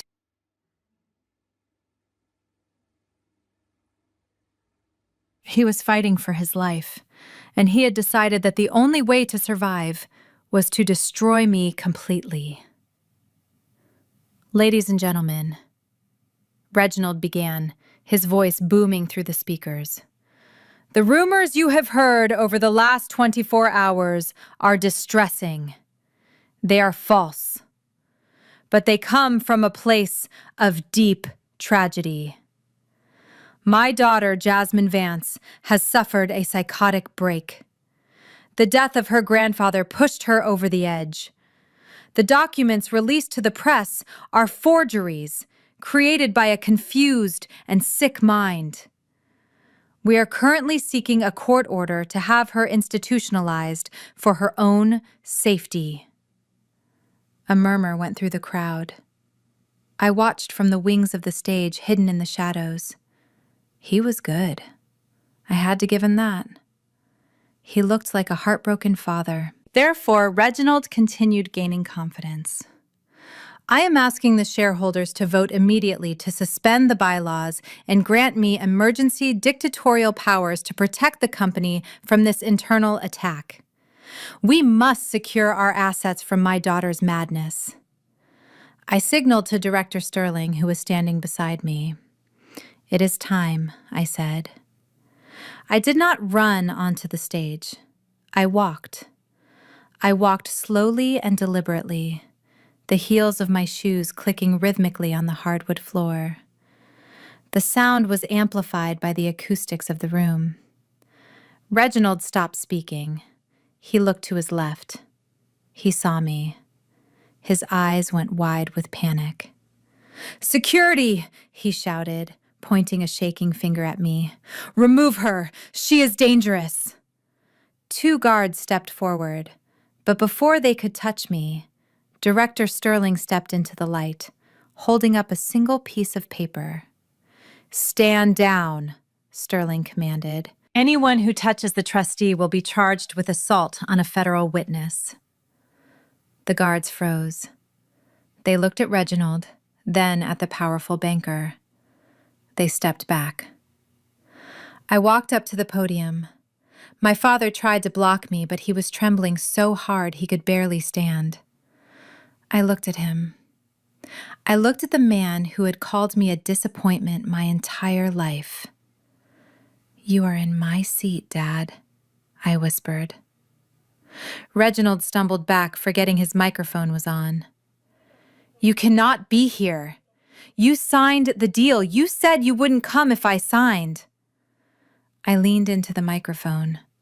My voice was calm, steady, and amplified to millions of people watching around the world. I lied. The crowd gasped. I turned to the shareholders. "I am Jasmine Vance. I am not sick. I am not confused, and I am not powerless." As the camera zoomed in. "This company was built on integrity," I said. "But for the last 10 years, it has been run on greed. The motion for emergency powers is denied." I turned to look directly at my father and my brother Preston, who was cowering in the front row next to Ashley. "Furthermore," I continued, "acting in my capacity as chairwoman, I am hereby terminating the employment of Reginald Vance and Preston Vance effective immediately. Cause for termination is gross negligence, fraud, and theft of company property." "You cannot do this!" Reginald screamed, lunging for the microphone. "I am the CEO. I built this." The doors at the back of the ballroom burst open. A dozen agents and FBI windbreakers marched into the room. They were not smiling. They moved with the terrifying efficiency of a government that has all the evidence it needs. "Reginald Vance," the lead agent shouted, "you are under arrest for securities fraud, tax evasion, and money laundering." He looked at the cameras. He looked at me. "No," he whispered. "No, this isn't happening." The agents swarmed the stage. They grabbed my father's arms and pulled them behind his back. The click of the handcuffs echoed through the silent ballroom. It was the sound of a dynasty ending. In the front row, Preston tried to run. He scrambled over the chairs, knocking down an elderly shareholder. He tried to hide behind Ashley, pulling her skirt to cover himself like a frightened child. "Do not let them take me," he sobbed. "Ashley, do something." Ashley kicked him away, her face twisted in disgust. "Get off me, you loser!" The agents grabbed Preston. He went limp, weeping openly, begging for his father to help him. But his father was already being marched down the center aisle, his head bowed, his legacy in ruins. I stood at the podium alone. The flashbulbs were blinding. The noise was deafening. But I felt a strange calm. I looked at the empty seat where my father had. I walked off the stage, leaving the chaos behind me. I did not give interviews. I did not smile for the cameras. I had one last loose end to tie up. The snake had been cut off at the head, but there was still one person who thought she could walk away with a consolation prize. Ashley. An hour later, I arrived at the Vance estate. The police tape was already up. The yellow plastic fluttered in the evening breeze, wrapping around the marble columns like a warning label. The assets were frozen pending the investigation. Nothing was supposed to leave the house. But I knew Ashley. She did not care about laws. She cared about survival. And in her mind, survival meant diamonds. I walked into the foyer. The house was silent except for the sound of frantic movement coming from the master bedroom upstairs. I walked up the grand staircase. My footsteps were soft on the carpet. I found Ashley in her dressing room. She had a Louis Vuitton duffel bag open on the bed.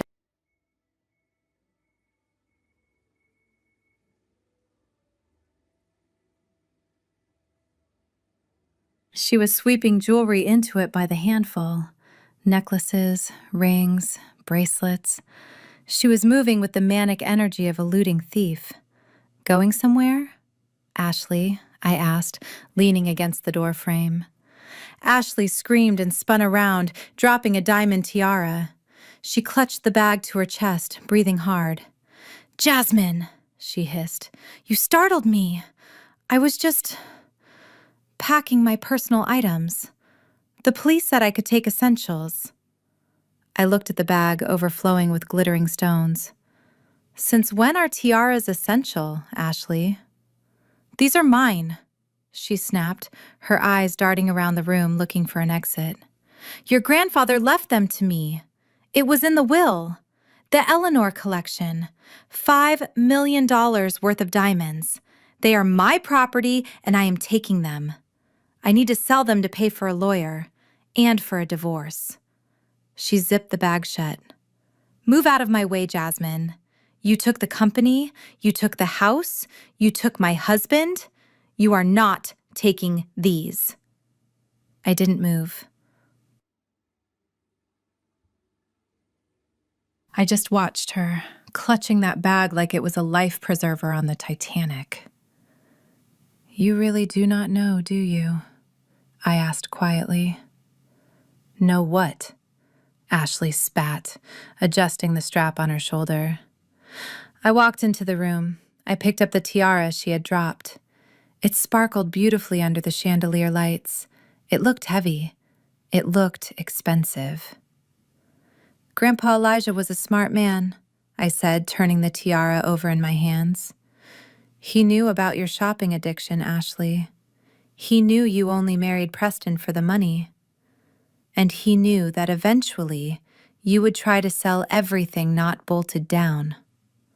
"So," Ashley asked, taking a step back, "what is your point?" "My point," I said, looking her in the eye, "is that Grandpa sold the real Eleanor collection 5 years ago. He sold it to a private collector in Dubai to fund the initial deposit for the Shadow Trust.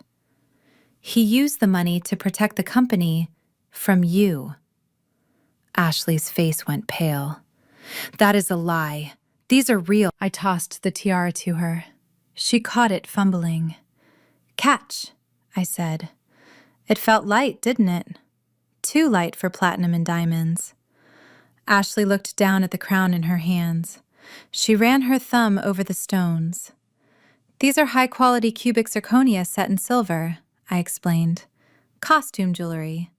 Very expensive costume jewelry. Probably worth a few $1,000s for the whole set, but certainly not 5 million. You have been parading around town for 5 years wearing glass, Ashley, and you never even noticed because you do not know quality. You only know price tags." "No," Ashley whispered. "No, that is impossible." She ripped the bag open. She pulled out a heavy necklace. She ran to the mirror and scratched the stone against the glass. Real diamonds scratch glass. The stone slid across the mirror, leaving no mark. It just made a screeching sound like fingernails on a chalkboard. Ashley let out a wail that sounded like a wounded animal. She fell to her knees, sifting through the pile of fake jewels. "It is all glass," she sobbed, picking up ring after ring. "It is all fake, just like me." The sound of sirens grew louder outside. Blue and red lights flashed through the bedroom window, illuminating Ashley on the floor, surrounded by her worthless treasure.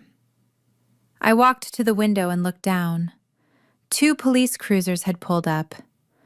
"I warned you not to steal sealed assets," I said. "Attempting to remove property from a crime scene is a felony, Ashley, even if that property is just glass." Ashley looked up at me, mascara streaming down her face. Please, Jasmine, don't let them take me. I have nothing. Preston is gone. The money is gone. This was all I had. I looked at her. I remembered how she had thrown my books into the trash. I remembered how I turned and walked out of the room as the police officers ran up the stairs. Please, Jasmine, she screamed after me. We are family. I paused at the top of the stairs. No, Ashley, I said without looking back. You were never family. You were just a bad investment. I walked out of the mansion into the cool night air. The nightmare was over. The house was empty. The villains were in chains. And in my pocket, the $20 bill felt lighter than ever. It was time to start rebuilding. Not a dynasty of greed, but a legacy of truth. And I knew exactly where to start.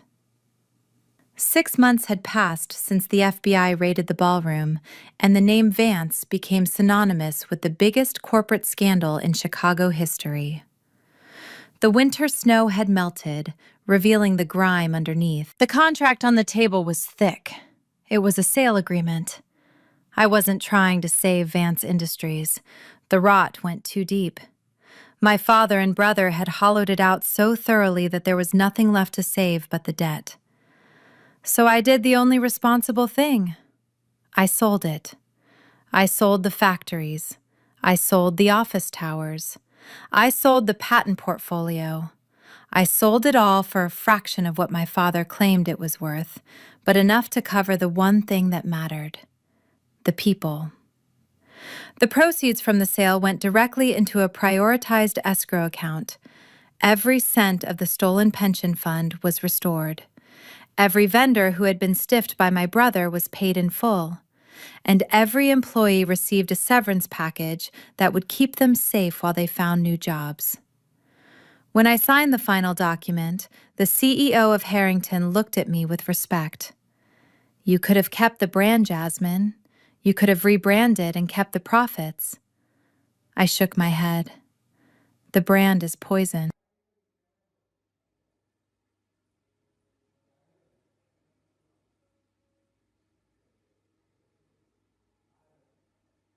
I do not want the name. I only want the peace. I kept only one thing, the charitable foundation, but I stripped my father's name off the building. It was no longer the Reginald Vance Center. It was now simply the Legacy Foundation. After the meeting, I drove my new car, not a flashy Lamborghini like Preston used to drive, but a reliable Volvo, to a small grocery store on the outskirts of the city. I pulled my hat down low. I wasn't there to shop. I was there to watch. In aisle 4, scanning a carton of milk and a bag of frozen peas, was a woman with graying hair and a tired face. She wore a green vest that was 2 sizes too big. It was my mother, Vivian. The court had seized everything: the mansion, the jewelry, even the clothes. My mother, who had once thrown a tantrum because a waiter brought her tap water instead of sparkling, was now asking customers if they wanted paper or plastic. I stood by the magazine rack watching her. I waited to feel guilt.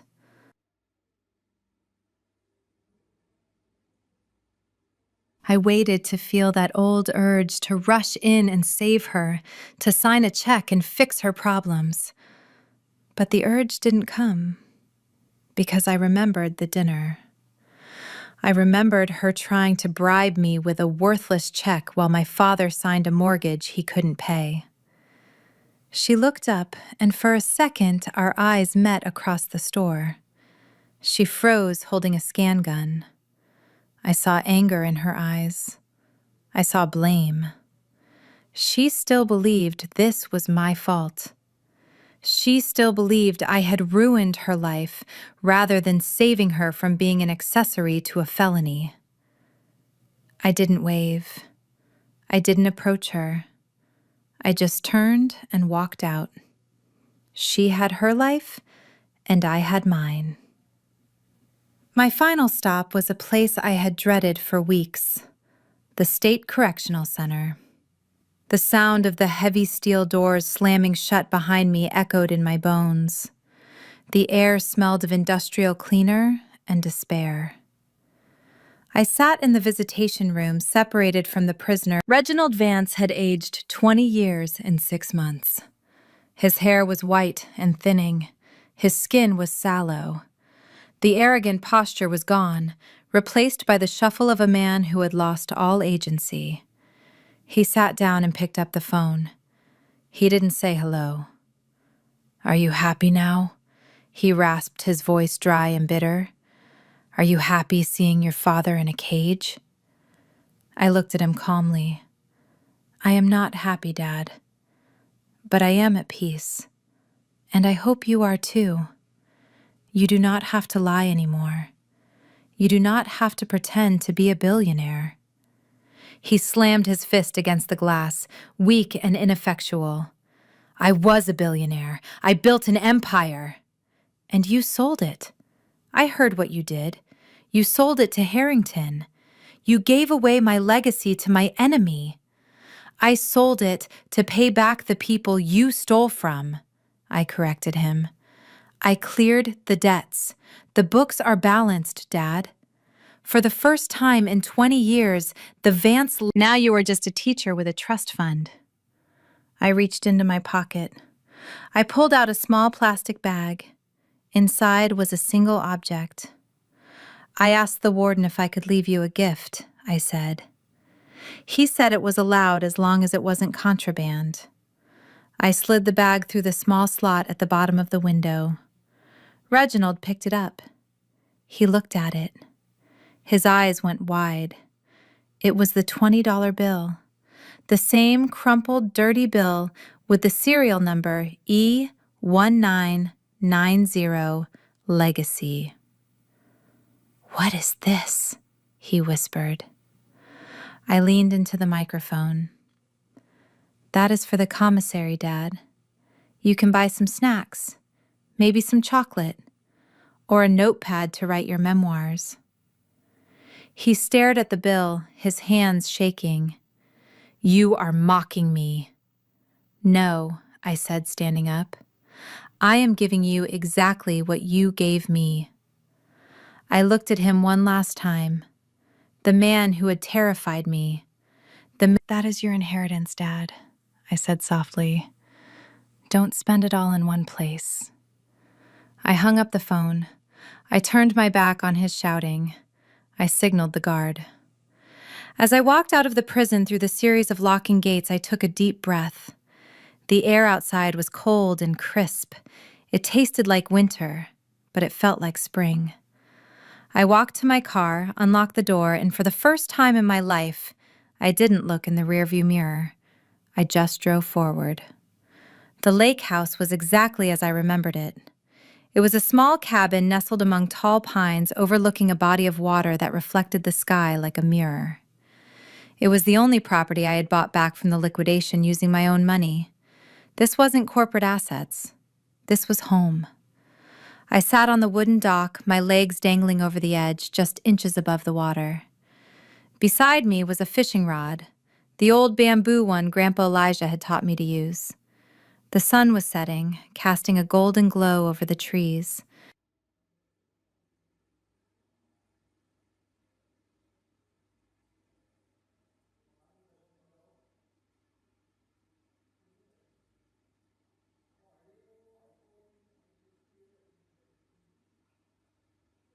I had set up a camera on a tripod behind me.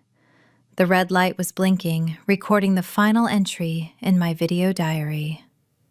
"Hello, everyone," I said, addressing the lens, but really addressing the millions of people who had followed my story. "I am Jasmine Vance. It has been 6 months since the storm broke. A lot of you have asked me what happened to the money, the billions that were on paper. The answer is simple. It never really existed. It was an illusion built on debt and lies. I picked up a stone and skipped it across the water. 1, 2, 3 skips.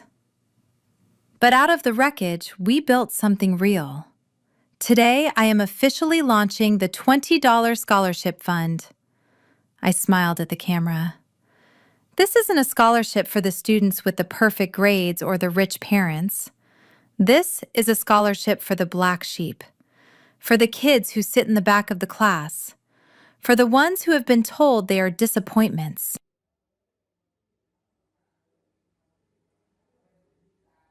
for the ones who have been kicked out, pushed down, and underestimated. I held up my hand, showing the empty space where I used to hold the bill. My grandfather taught me that value isn't printed on paper. It is printed on your character.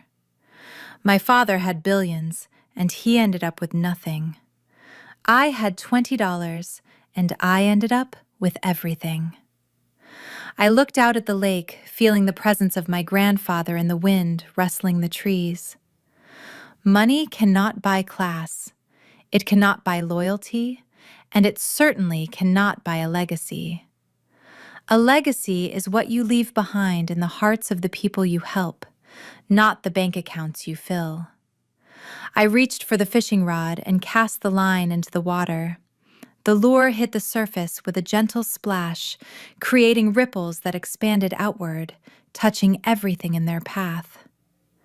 So to anyone watching this who feels small, who feels poor, who feels like they do not belong, remember this. You are worth more than the number. You are the architect of your own future. I turned back to the camera one last time. My name is Jasmine. I am a teacher. I am a survivor. And I am finally free. Thank you for watching. I let the camera run for a few more seconds, capturing the peace of the moment, the sound of the birds and the gentle lapping of the water against the dock. The sun dipped below the horizon, turning the world into a silhouette of peace. The screen faded to black, and in the center, in simple white text, 3 words appeared. The true legacy. My grandfather left me with a $20 bill, but the real gift was the realization that true worth is internal. My father and brother had billions, yet they were spiritually penniless. I learned that you cannot buy class, integrity, or peace. When the world tries to define you by your possessions, remember that standing up to toxic family is terrifying, but breaking free is the only way to build a life that is authentically yours. A legacy isn't what you own, it's who you are. If you believe in choosing truth over greed, hit like and subscribe, and tell me in the comments, what is the most valuable lesson you have learned the hard way?